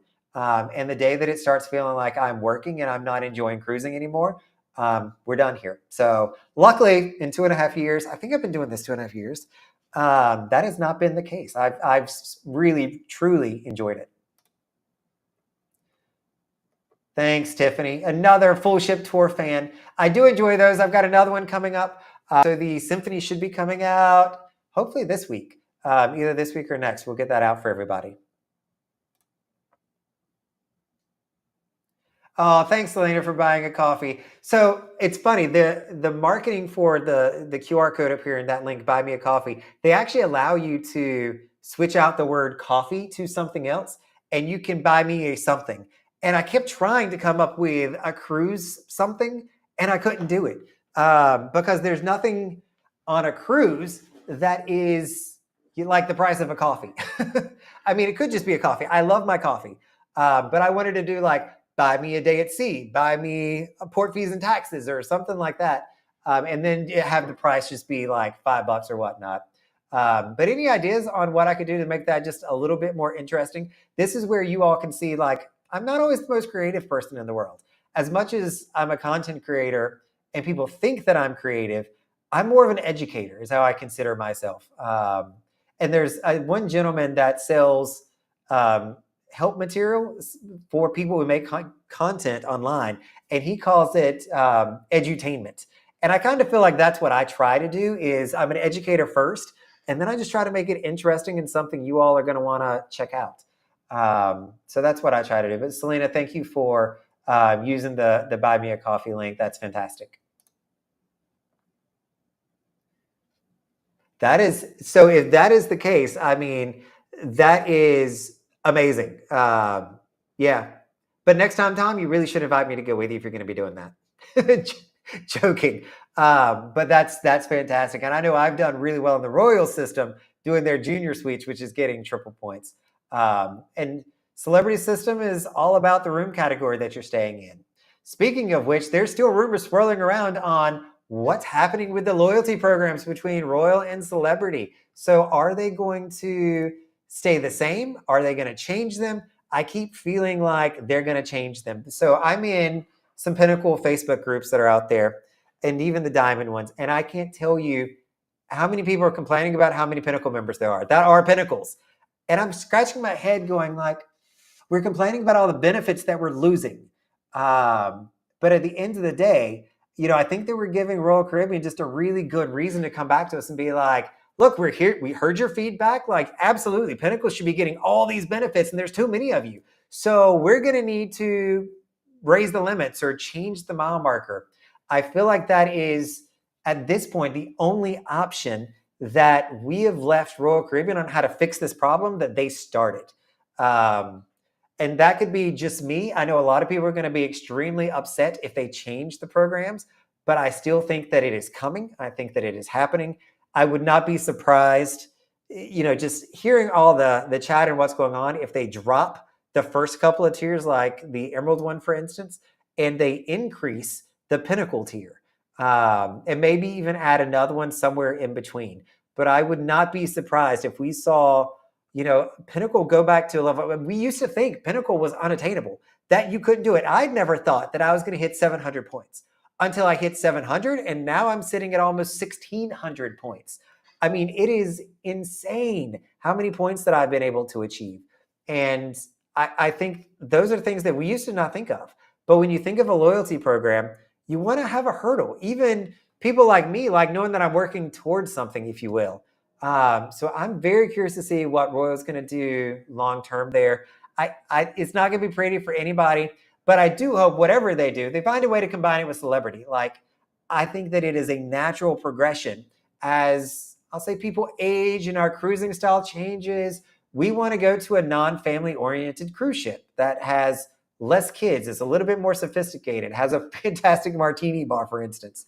I would love to see them make that transition easier for us, where we can have one program that we are earning combined points to, and it would be groundbreaking. No other cruise line has done this. Carnival Cruise Corporation is the largest that's out there, and they've got numerous brands within them, and they don't do anything. There's no reciprocal whatsoever to keep you within that family.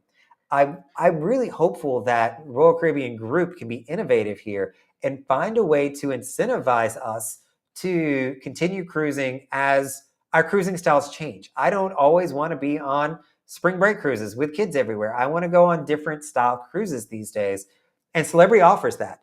But what I'm finding is that going over there just for the elite perk, which is what Pinnacle gets over there, their diamond equivalent, it doesn't really wow me much. I can go to MSC and I'm top tier.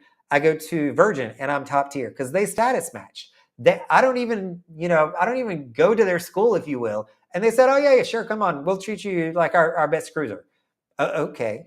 I don't know why they can't do that with Celebrity and then Celebrity to Royal as well. It's always kind of boggles me a little bit. I'm glad that we've got the reciprocal agreement, but I really wish that there was either a match to the highest tiers or there's a way to combine the programs collectively.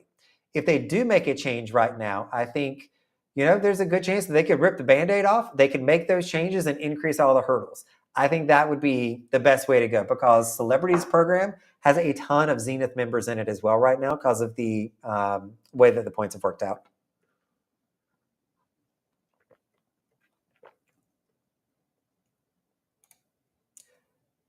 Greg, you're getting there. Zenith, I think, is 7,000.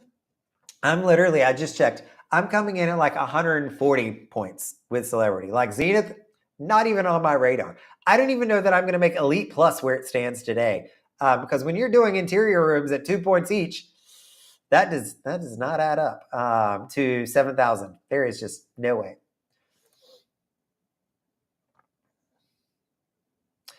Coming down to Miami makes a huge difference for that. So it's funny when I think of, everybody that I talk to, like, oh my God, I wish that I could go on weekend cruises. You're so lucky you live in Miami.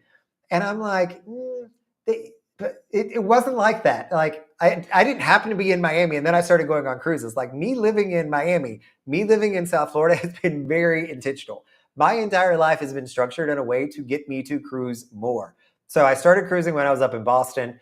And I was coming down for short cruises even then, 3 and 4 night cruises. I'd come down for a weekend. And then back then, Empress of the Seas was doing a 4-night run on Thursday where she was in Key West on Friday. So I'd actually get off the ship on Friday and go to a full-time job. Like we had an office in Key West. I'd walk off in a suit and I would work from there. And so I've been doing weekend cruises since I've been cruising for the most part. But I recognized that if I wanted to continue doing this and I wanted to do it more frequently, I had to get myself down to South Florida. So West Coast cultured, I cannot encourage you more. If your goal is to be able to work a full-time job and to be able to cruise the high seas as often as you can, you got to get down to Florida, whether it's up by Port Canaveral or it's down here in Miami, Fort Lauderdale area. There's plenty in between. Make it easy on yourself. Save some money. Those airplane tickets get expensive. The likelihood that you're going to miss the ship for some reason disappears. It's just so much easier when you are in close proximity and a lot cheaper. Granted, Miami, not the cheapest place these days. I can't say that I'm saving a lot of money by living in Miami right now, but by not having hotel rooms and flights and all that, it's working really, really good. That's interesting. So that might be, Aaron, reverse. So Thrill Water Park, because we don't have any kids on Celebrity, might be cheaper than what they're selling it for on the Royal Caribbean ships. Because again, dynamic pricing. And so they say, Celebrity ship, you're going to get 300 of the capacity tickets at the water park to sell. Symphony, you're going to get 400. So Celebrity has only sold 100 of those, and the other ship, Royal, has sold 80% of theirs. Their prices are going to be much higher versus Celebrity is going to be low because they still want to get people there. So if you're getting it for $74, that's a steal. I've seen it consistently well over the $100 like you mentioned there. So might be a good strategy to get a decent price ticket. I'm always shocked that, there's families of 5 and 6 that they buy tickets for the entire family. And it's literally the cost of the cruise to go into the water park. I'm glad that they're able to have that experience, but that's a lot of money for if you have 5 people and you've got all of them paying $150 each. That adds up real quick on that one. But that might be the opposite. I didn't price check the water park, but I price checked everything else with my friends on Freedom of the Seas 2 weekends ago, and everything was expensive. But I didn't check that one. But that could very well be the case. You are already booked on April 26th. Which cruise is this, Dustin? I missed this. I'm sorry. This is what happens when I read comments a little bit after the fact. Hopefully that's one of the celebrity ships, I think. Celebrity does need my sinuses. Celebrity definitely does need a space in between because it's almost impossible. Unless you are getting really high-end suites and spending a ton of money, it's going to be a really hard stretch to make Zenith Plus or Zenith. Though I would say that Elite, I'm already Elite. Elite Plus, and looking at the benefits, Greg, and let me know if you think differently, I don't see there being too much of a win. The biggest win is laundry. And I do weekends. So I don't really have a need for laundry. I'm fine bringing 3 sets of clothes back home and just washing them myself. But I don't see a huge benefit to Elite Plus over Elite at this point. So I would really love to make it up to Zenith, though. That I could find some benefits in. How do I like the complimentary food on the Reflection? Interesting. I was talking with some of my friends. So Marilyn Dave were on the Celebrity Reflection with us for the group, and they had the dining package, and they could not have talked better about some of the restaurants. And Greg, I see you in the comments too. Murano, we chatted about that. Is a fantastic place. That's probably the one that I'd want to try out the most. Marilyn Dave also loved the Lawn. The Lawn. I don't know where that word came from. Lawn. Anyway, an accent that I don't think I've heard myself say before. The Lawn had a fantastic, that's almost like a quasi steakhouse, I think, but it's outside, outdoors, great ambiance, amazing food. They had a really good time with the dining package. But with that, the complimentary food on Celebrity is a step up. I enjoy going to the main dining room on Celebrity. The food is good. It is better than it is on Royal Caribbean if that's what you're accustomed to. It's definitely better than what you're going to find on MSC. It is good. The presentation is amazing. I would also say their buffet, the Ocean View Cafe, is a good spot to eat as well. I've enjoyed their buffet. It is a step up than the other buffets you're going to find on other cruise ships as well. So if it's your first time on Celebrity, I say go the free route to start with. Check out all the complimentary items first. See if that's going to work for you. And then if you say, gosh, I really want something nicer, the next time you come back, then you can do the specialty restaurants. Or maybe split it up. Maybe do one specialty restaurant while you're there. Check it out. They've got Murano, the Lawn, the Tuscan Grill, which is the Italian place that a lot of people love. And it's a beautiful location on the ship. And you've got the Perch, which is going to be more of a seafood place. And you've got Sushi on 5. So they've got 5 different options on what's not too big of a ship for you to choose from. But I honestly don't think it's necessary. 3,000. You're right. If it was 7,000, that would be impossible. Got it, Tom. Yep, makes sense on the triple versus that quad.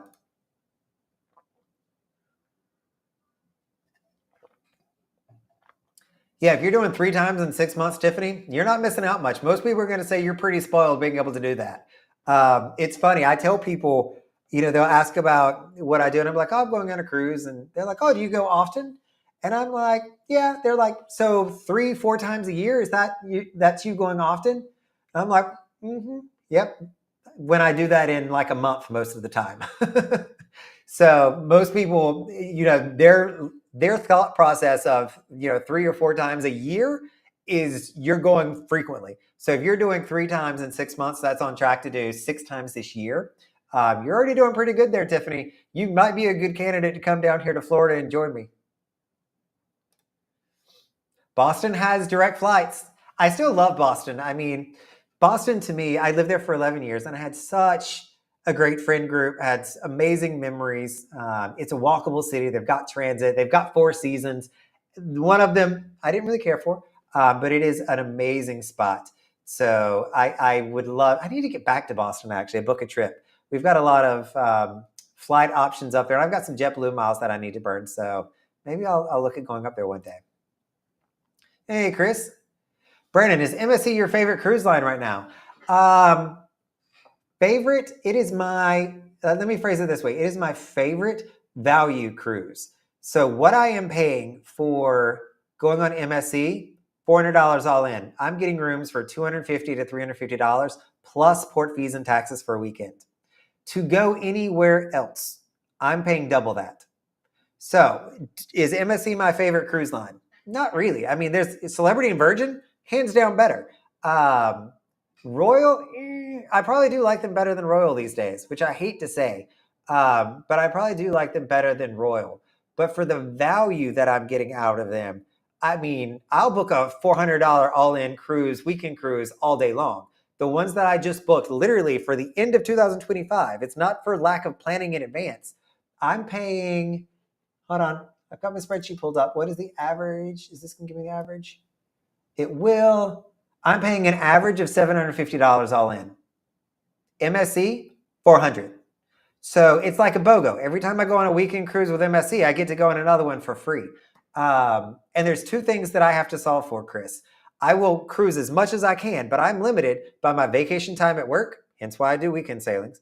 And I'm limited by how much money I have because I'm, not making that much. So with those two things, I look at how much a ship costs and how much I have that I can spend. So if I want to cruise consistently and a lot, I got to choose those cheaper cruises every now and again, if not more frequently, so that I can keep going because the cruise prices continue to go up. I mean, Royal Caribbean's having record-breaking stock markets with all of their earnings, and they're making money hand over fist.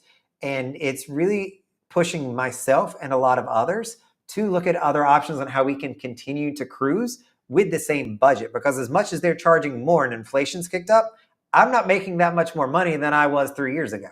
So that's just the nature of the beast, unfortunately. So yes, I like MSC a lot. I'll also say, with MSC, this is where I hear a lot of people say, oh, you get what you pay for. And I'm like, but do you? I hear the concept. Do you get what you pay for when it comes to cruise ships? So I'm paying $400. And I think I'm getting a lot for that $400. If I go over to a Celebrity Royal ship for $700, $800 per weekend, I pay double the amount. Am I getting double the enjoyment? Is the quality of food twice as good? Is the entertainment twice as good? Is the ship twice as good? Is the itinerary twice as good? The answer to that is absolutely no. I think that there are diminishing returns when it comes to, am I getting what I pay for? I think at $400, keep your expectations in check. I think that's fair. But if I'm paying $800 when I could have paid $400, I'm expecting twice good everything. And that's what you're not going to get. You're not going to get twice as good entertainment. Your ship's not going to be twice as good. Your itinerary is not going to be twice as good. The food, that arguably might be twice as good. But that might be the only thing. And as I've talked about, there's other things to judge a cruise ship by other than the food. I mean, that is one component to it. And I like having good food on a cruise ship. But it's not the only thing that I judge the cruise ships by. So hope that very long-winded answer there to what probably could have been a yes or no question, Chris, but thank you for humoring me. You will see, I'm saying you're going to see a good contrast. You're going to see a lot of the same people that will carry over to Virgin Voyages. The demographics of the two ships I find to be quite similar. With that being said, I think that Virgin has a more ethically diverse group of people than you're going to find on Celebrity. But you're still going to find all sorts of people on both cruise lines. The entertainment is going to be one place that you're also going to be night and day. Even though, I think Virgin gets beat up a little bit for their entertainment because it's more cutting edge. And it is. But it's still kind of the same entertainment that you get on other cruise lines. They just took a fresh, reimagined approach to their entertainment. And I personally really appreciate that because the singers and dancers, as great of a job as they do, their singers and dancers do it a little bit different. And I like the production shows and the styles of it because it is a completely different way of presenting their entertainment. The ship floor plan, make sure you watch the full ship tour for, I've got the Scarlet Lady, but it's the same as the Valiant Lady because it's not an intuitive ship to navigate around and they don't have a lot of signs for you. So don't be like me the first time I was there, walking around lost half the time, walking into dead ends all the time, walking and being like, oh, this turns into a restaurant. I got to go back. Watch the ship tour on that one just to check it out.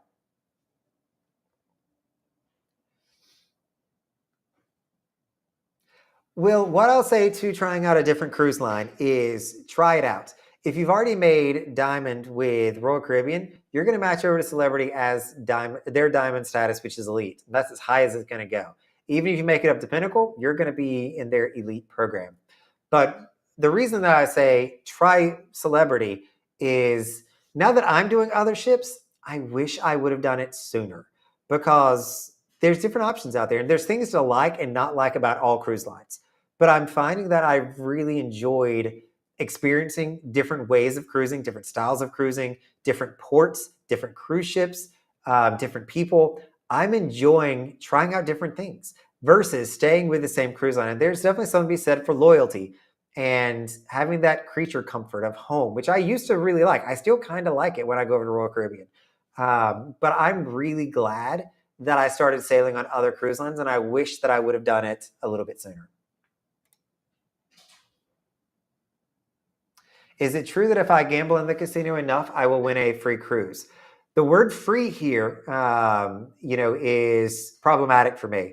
I don't consider it to be a free cruise by any stretch, San Fran David. It's going to be prepaid at a premium. Most of the time, the cruise that you can book, the amount that you're going to need to gamble, aka potentially lose, is significantly higher than what, in my opinion, you could just book. Now, that's not always going to be the case. There's some people that have really good luck, if you will, and they can go in there, lose $100 and play for 10 hours. That's not the way that I gambled. I actually made a very personalized video, very vulnerable video, quite frankly, on why I stopped doing this, because I got sucked into this concept of I'm getting my cruises. And there's so many reasons why it just was not a good deal. And I spent a lot more money in the casino than if I would have just booked my interior cabin and called it a day. It takes consistent gambling at decent rates in order to get a free cruise. But yes, you can get a free cruise prepaid at a premium. If you gamble enough, make sure you're using your set sail card to log into that machine, very similar to how you would at a land casino. It's going to track your play if you're over at the tables. They're a lot more harder to be able to get a complimentary cruise on because the pit boss has to track you and you need to be playing good numbers because your theoretical is going to be lower on the tables versus what it is over on slot machines. So if you want to gamble quickly, go to slot machines to get all your points. If you want to just sit around and meet some people and have a good time, go over to the tables and you'll more slowly accumulate those points. Very high level overview to cruise ship casinos. I do not recommend them. That's just me. I know there's a lot of people on here, and there's some great people that I know. I've met several of them that have casino cruise channels, I guess is what they're called, where they are junkets and they take people on these cruises to gamble and to have fun and to get their prepaid cruises. That's just not, that's not for me. I take the opposite approach to that.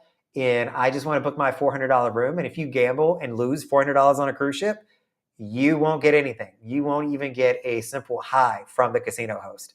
And so that works better for me versus going and losing, let's say $2,000 and still booking the same exact room on the same exact ship. Just my math on that. But some people swear by it. For a solo cruise, yep, MSC.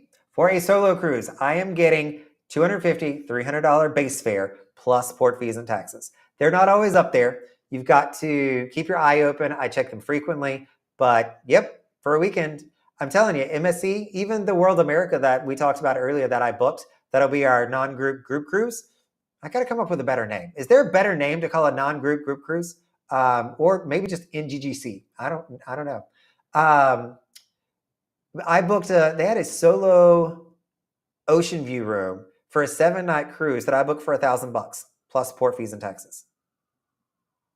$1,300 because I added on the Wi-Fi, basic Wi-Fi, and the Easy package. So when you buy with MSC, they give you the base fare, which was $1,000, or I could pay an extra $300, get a Wi-Fi device, and get the drink package.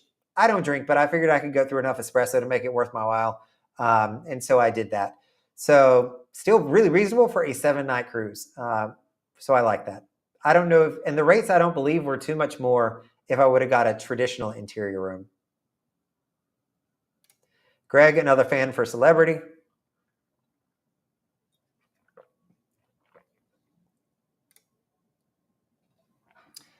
Hey, Tiffany. This is actually one place that I don't go into detail on here, and I don't leave much to the imagination with you all. I probably overshare more than I should, but I don't talk about my day job, only because, in my life, the two shall never meet. Like, my day job is my day job, and this is my fun hobby, hanging out with my friends.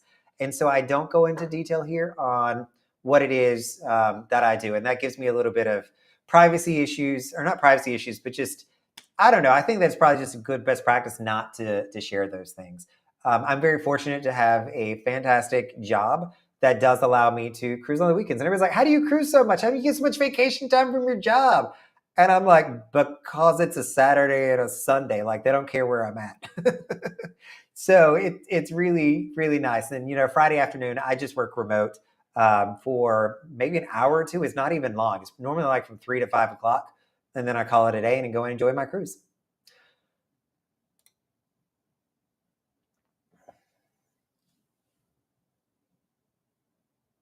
Yeah, I mean, that's how you got to think about it. When we're thinking of how do you cruise more, it's time and it's money. Those are the two main drivers here. And so if I can control one of those and still get a decent experience, MSC is still a good cruise line and cruise ship. I'm going to do that. Like, I don't need to pay double the amount. I'm not getting double the enjoyment. I'm having a great time on MSC. If I had better food, would I had a better time? Maybe, maybe not. But that's just the thoughts on it. So one thing I will share, Cheryl, is I booked a Carnival cruise. So I know you all constantly ask me, when am I going to try Carnival? When are you going to go on Carnival? Because I've just never, I did my very first sailing in 2009 on Carnival Fantasy, and I've not been back since. But I just booked one for the end of next year. So I will be coming to the Conquest. So Brandon does Carnival. The video will be coming in about a year and a half. It's going to take a while. But I was looking at prices and I said, you know what? Let's give it a whirl. So I booked that for, here's my spreadsheet while we're talking cost. Even Carnival, $628. So it's $200 more than what I've been booking MSC for. So I figured it's still cheaper than Royal Caribbean. Let's give them a whirl, see what everybody thinks, has been talking about. Conquest is an older ship, so I'm not super excited about going on her. But it's their weekend cruise, and she's been steady Eddie with weekends, the Conquest, since pre-COVID. She's been doing those runs. So I see her out there every Friday and Monday. About time I probably set sail on her. So I'm looking forward to it. So try not to look all shocked, everybody. But Brandon, the weekend cruise, is going to check out Carnival next year. I'm kind of excited about it, which is, didn't think that was going to be a thing, but I'm interested. The more that I've cruised other lines, the more I want to cruise other lines. It's actually kind of neat.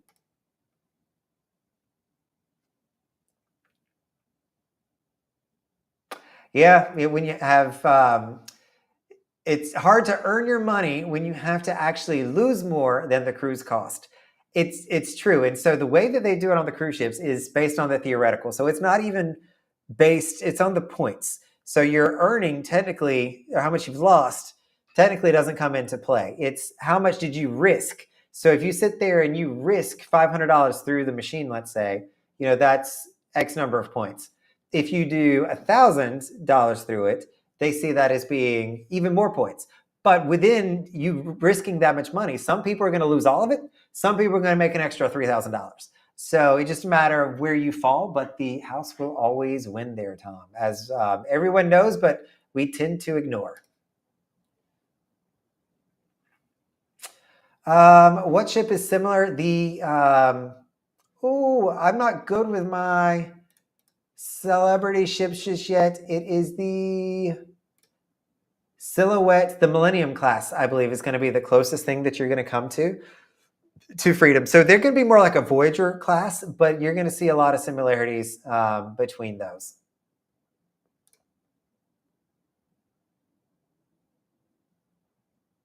Hey, thanks, Chris. That was a video that, like, it started out. I did not want to make a video on why I had to stop gambling, but it got to the point that it didn't make sense, and so I needed to pull away. And I wanted to share with you all what that other side looks like and what it felt like, because not everybody walks into the casino leaves a winner. I have apparently the absolute worst luck when it comes to the casino, and I'm not good at taking my money and leaving. I'm really good at giving it back for whatever reason. And so that's just my experience, and thought I'd share, because it's not all sunflowers and roses.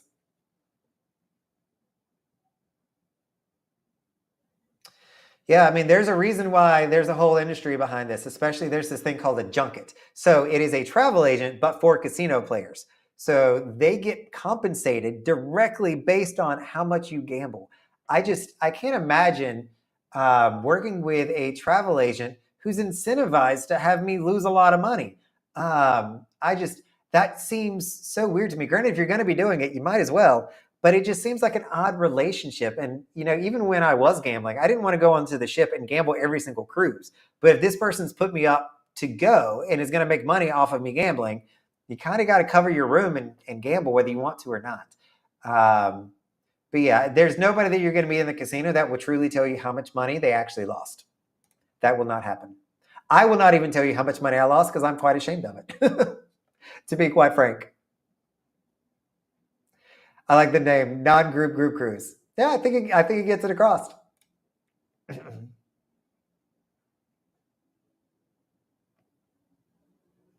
Give the casino. So a lot of people, Chris, and I just saw there was a Pinnacle member that did some math on this, and I'm not sure how accurate it was, but he said, hey, if you make it to Prime, which is 1,500 in the Royal Caribbean Casino, you're going to get your free cruise for hitting 1,500. At least I think you get a free cruise at 1,500. That seems kind of low now that I think about it. But you'll definitely get one the next year that you can go on, and you're going to get free drinks in the casino.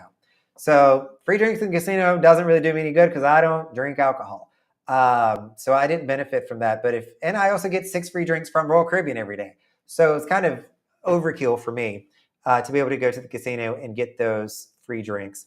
But you can always try to skew the math however you want to make it seem like it's a good deal. And it might be, but you've got to risk good money to get there. It might be a good deal, might not be a good deal, but you never know until you either lost money or made money. And I just got tired of losing money because I never won. Womp womp. So let's talk about this, Mark. And I get this question a lot because people think when you live close to the cruise port, I'm within walking distance, you can just show up and jump on a cruise ship these days. And there's that farthest thing from the truth right now. So especially going into these summer months, if you want to go on a cruise, you need to book it last year. The cruise ships, like for Memorial Day weekend, we were talking about this earlier, I wanted to go on it. It's $1,000 for an interior. It's 2 weeks away. $1,000 for an interior cabin, if not more, or the ship is already sold out. So ships are selling out, and because they're getting really close to capacity, the rooms they do have left over are very expensive. So I do not recommend booking last minute deals these days because they don't exist. So if you want to go on a cruise, being a planner, this is where my planning background comes in really handy, is going to make it the most cheap and most affordable for you. I used to go through and check my prices because I book a year, 2 years in advance to see if any of them have dropped. Rarely do they drop these days. I know that's a shocker, but they have been consistently going up from when I book them. And so I'm not getting a reduction at any point. So if you want to go on a cruise, the key these days is book in advance. When we came out of COVID, I would say the opposite to this is true, because we'd get into the 90-day window, your final pay, where I can't call in and get a price adjustment anymore, but the prices would go down because they still had plenty of rooms left on the ship. So that's my recommendation there, Mark. Become a planner, but last minute, keep your eyes open. It's always worth looking, but you're probably not going to find it.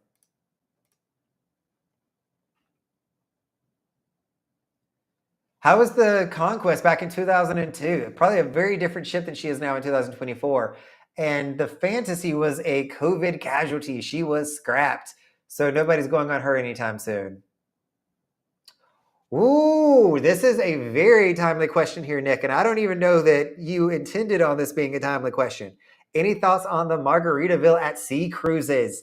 You're interested in checking out their new ship, which will be sailing out of Tampa and doing longer sailings. So right now, she's the if background on Margaritaville at Sea. She is the old Grand Bahamas cruise line.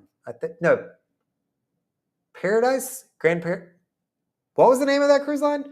She was an older cruise line that had been operating out of. Um, I can tell it's coming up on 2 hours of talking. What is the name of that city? I can't even think of it now. Where the ship originates from? West Palm Beach. Yes, West Palm. There we go. Oh my goodness, that took a lot of effort. So the cruise had been sailing out of West Palm. It was with Grand Paradise, a Bahamas cruise line. Had two ships.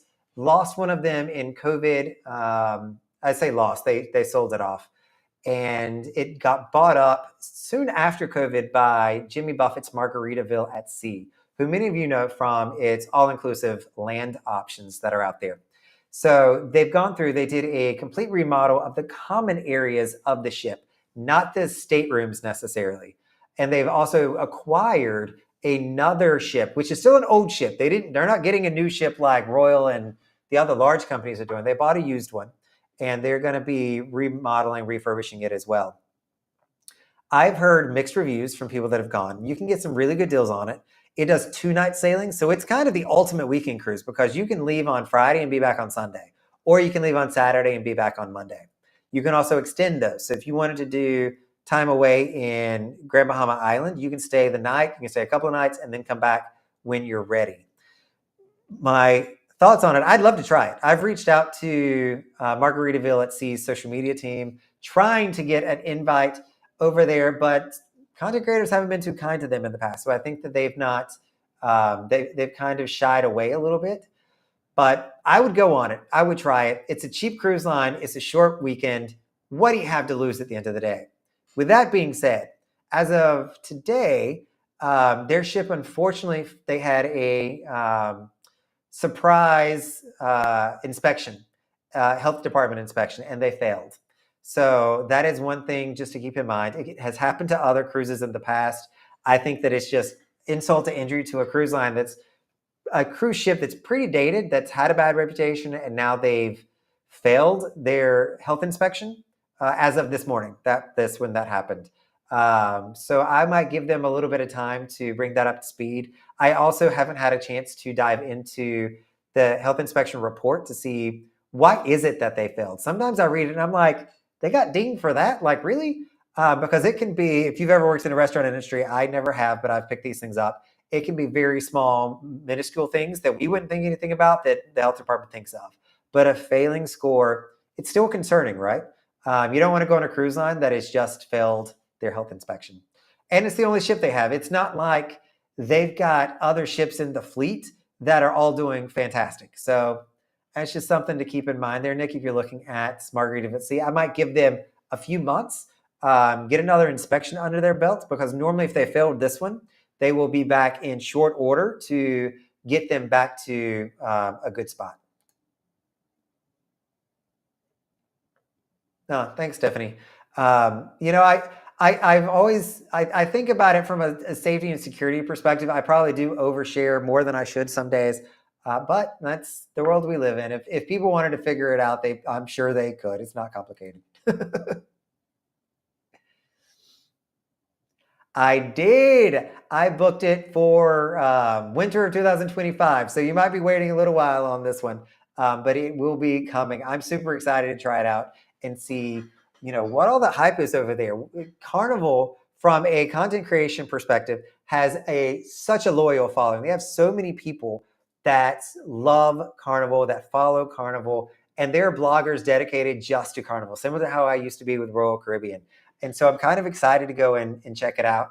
I know it's not one of their newer ships. It's not, anything to write home about, but I'm still really curious to see what it's going to be like.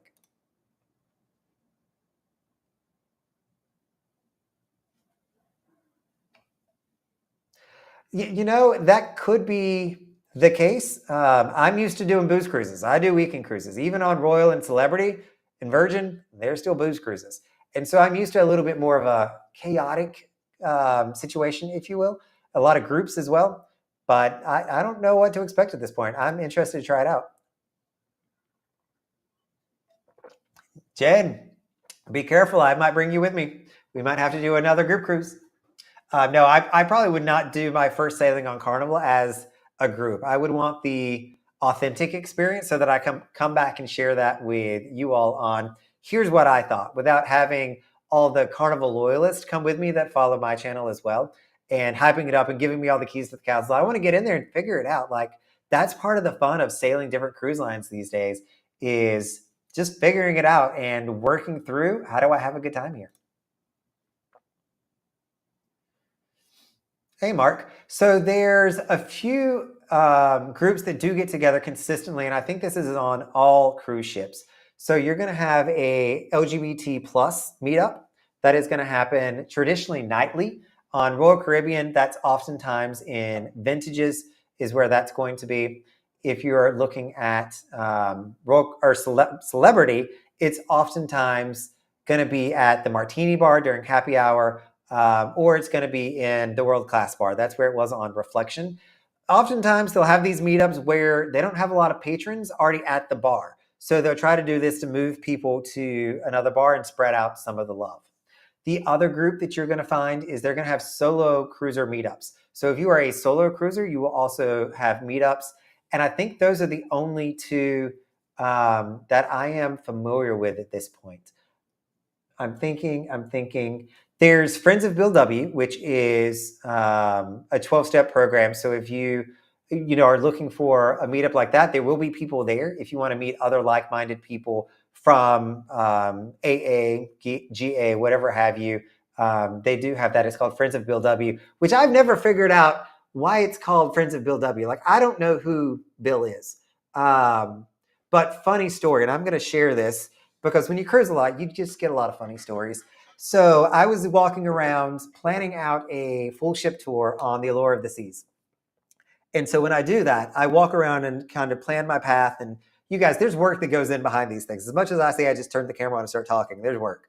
So I was walking through and I went into the comedy club on the Allure. And it was like 11 in the morning, 10:30 in the morning on a sea day. And I walked in and there was two people sitting there and I was like, oh, don't mind me. I'm just, checking out the place, looking around. And they stopped and they were like, so when's the comedian coming on? And I was like, I don't know. It should be on your cruise club. She's like, yeah, it's here. It says it's at 10:30 in the comedy club. And I went over and looked at it and it was Friends of Bill W in the comedy club. And they thought that was the comedian, which was hilarious to me. And so I let them know that I was like, that's, a 12-step program for, AA and things of that nature. And just a side note, like she responded with, oh no, that's definitely not us. And like I was judging her for being there. Like, absolutely not. Like if you need to go to Friends of Bill W to have a good time on your cruise and to make sure you're keeping yourself in check, please go to Friends of Bill W. I encourage you to do that. But anyway, I thought it was just hilarious that they were waiting for this comedy show.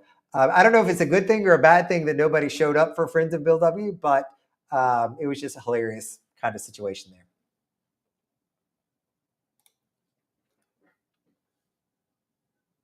That could be, I got to figure out what's the layout of Carnival cruise ships. So I've not been on a Carnival ship in ages. And so I got to see, I don't know where the crowds are going to be, where I'm going to be able to escape to.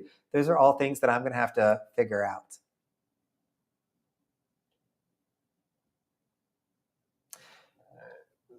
I thought the Edge class was coming in about the same. Is it not? I guess not. I really got to get over to the Edge class. You tell me this stuff, Adam, and I'm like, oh, I'm going to like that ship. Hopefully they do a weekend at some point. And Cheryl, so the Celebration Key, they've decided to build that up as well. That's going to be like their Perfect Day Coco K. I don't want to say killer, but rival is what they're coming out with, and putting a lot of money behind it. Seems to be all the rage these days is private islands. Ah, thanks, Aaron, on the Virgin Voyages. The don't be a virgin on Virgin Voyages is probably the most helpful of some lessons learned. And I thought a catchy title. For me, not being the creative person, I feel good about that. Ah, Sig getting a shout out. See it with C. No, Prime is 1,500. That I'm sure of, Chris. It's 1,500. Unless they increased it. Did they increase it? Now I'm questioning this. But I thought that it was 1,500 points. Oh, Sig sees it. Let me see. Get through some of this.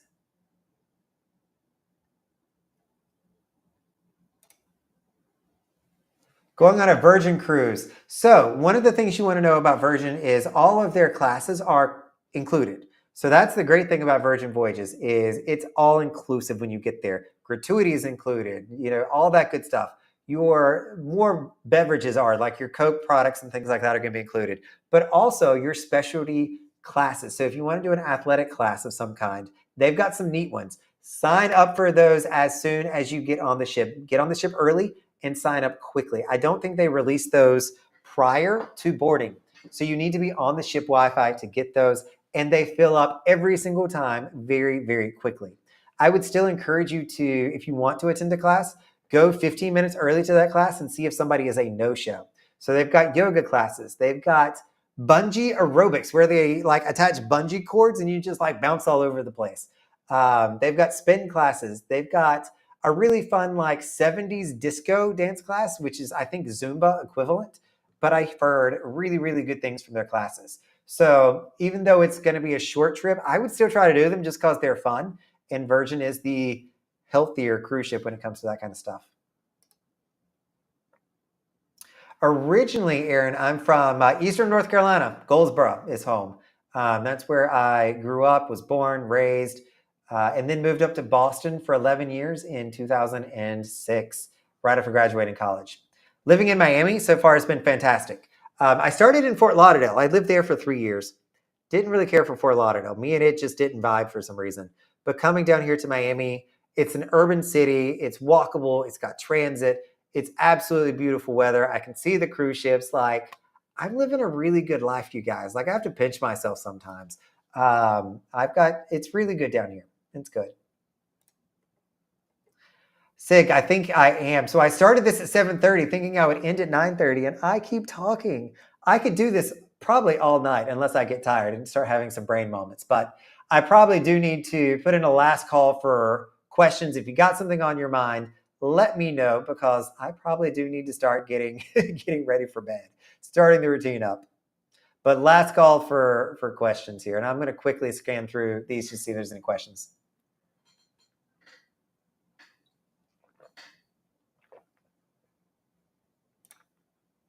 Yeah, so I am not in a relationship. Maybe I should make a video on that and tell everybody I'm taking applications to be in a relationship, but I'm not in one. I've never really been in many relationships. And so a lot of people will say, Brandon, well, you're clearly not in a relationship because you're gone all the time. You're always cruising. You're on a trip somewhere. And to that I respond, I'm sorry, where were these people when I was not cruising, when I was on land? I didn't have a line out my door. It wasn't happening. So, I started cruising all the time, which these days does complicate it. So if I want to date somebody, meeting them is tough. Most people don't want to hang out Monday through Thursday. They want to hang out Friday through Sunday. And my schedule is the exact opposite for most folks. So it takes, it'll take a little bit of compromise, a little bit of push and pull. And yeah, we'll see. But that's also one reason why I'm a solo cruiser, because there's nobody going with me, which is okay. I love solo cruising. That's not me saying that's a bad thing. But maybe one day I'll find my cruising buddy. Who knows? Love the Peloton. So if you've got a Peloton, you can follow me at Cruise Ship Spinner, SPINR, or SPNR. I forget. I had to spell it because that had a character limit. But it actually works really, really good. So I enjoy it. It meets me where I'm at. It is the only type of cardio that keeps me entertained is a spin class. It is my favorite. They have good music. It's funny. So you see the screen. Oh, got to go this way. The screen over here. that actually, I care what the instructor on the other side thinks of me. Like, it's the weirdest thing. Like, they tell me to do things, and I'm like, oh, I've got to impress them. I got to show them what I'm doing. And I push myself, and I am a sweaty mess at the end of it. And it's on my schedule. Like, it sits here at home. I get to use it. I try to do it 3 days a week. So Monday, Wednesday, Friday, before heading over to the ship on Friday. The good thing with this too is I can log into, if I go on a celebrity ship, they've got Peloton bikes. And so I can log into my account. It has all my information, has all my classes, all my settings, and I'm off to the races. So it works out really good on celebrity cruise ships, which is another reason why I really like celebrity.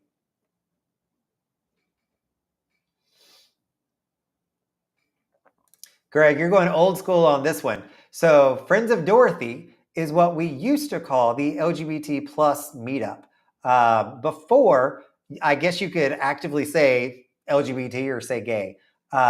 It's interesting, but that actually lasted for a long time. I think we've finally started seeing that go away 4 or 5 years ago. It hasn't been long. I think it was post-COVID, everybody moved away from it, but it was Friends of Dorothy, kind of like Friends of Bill W. Like, you had to be in the know to know who it was. But Friends of Dorothy was referencing the Wizard of Oz, for those of you who have not caught that, and the big old rainbow that she saw.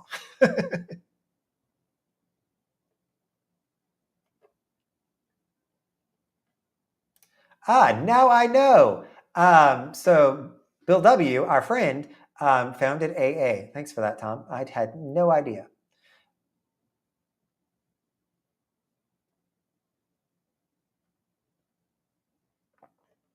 Adam coming in with some ship statistics.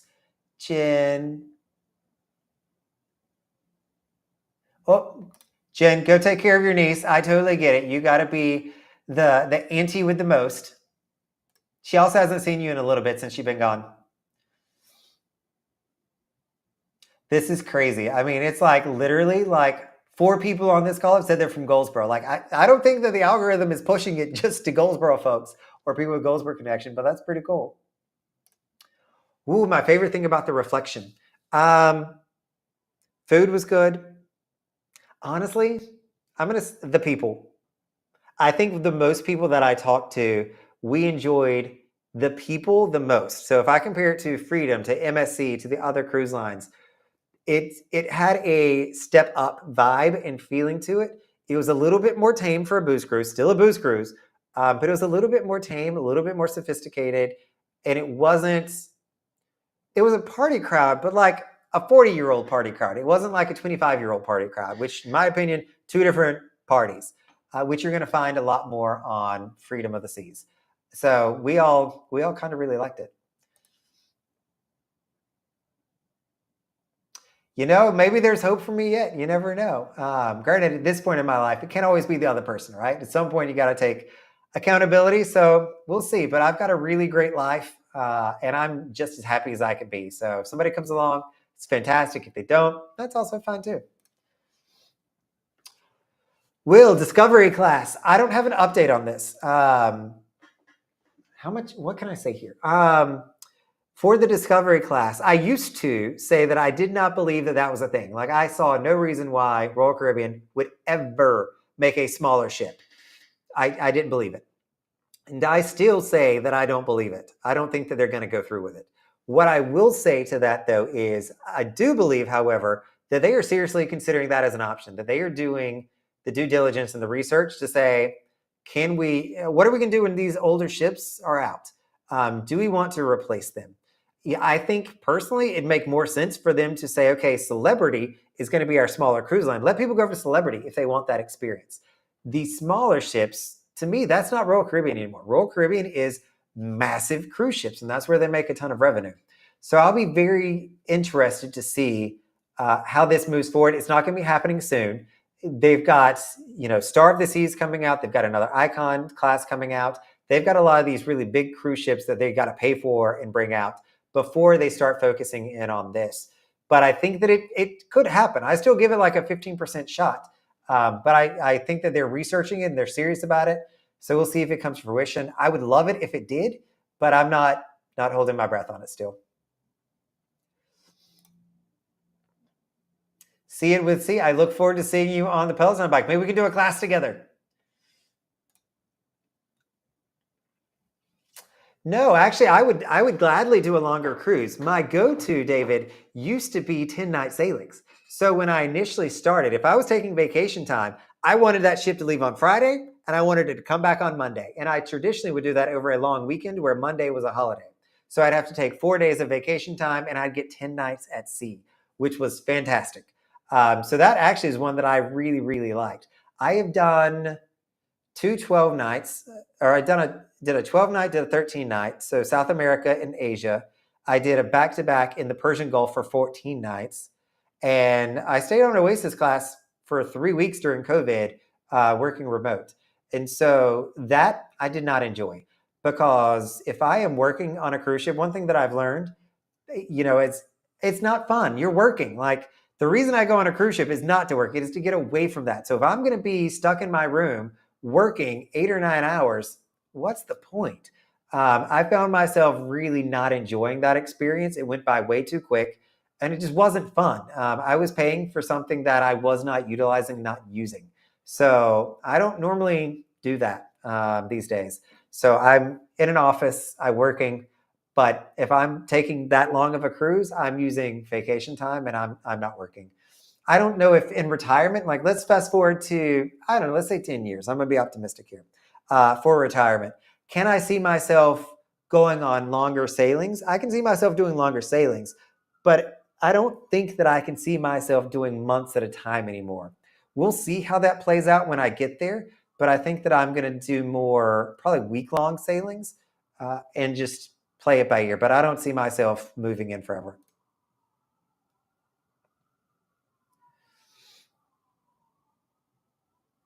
We do have better cruise options. And shockingly, though, Aaron, we have a lot of people from Los Angeles that do come over to Miami. And I sarcastically sometimes call Miami the Los Angeles of the East. So it might not be that terribly different for you. I don't know. But we definitely have a lot of people that have bounced back and forth. So the thing that really started my cruising was being able to get away, to escape everything on land, whatever it may be. I mean, it was back in the day where I didn't have Wi-Fi, there was no internet. I was on a cruise. Like I'm not talking to anybody. I'm enjoying myself, living my best life. And it became my happy place. And that's just where I felt comfortable, I felt safe, and I wanted to continue going back as often as I could.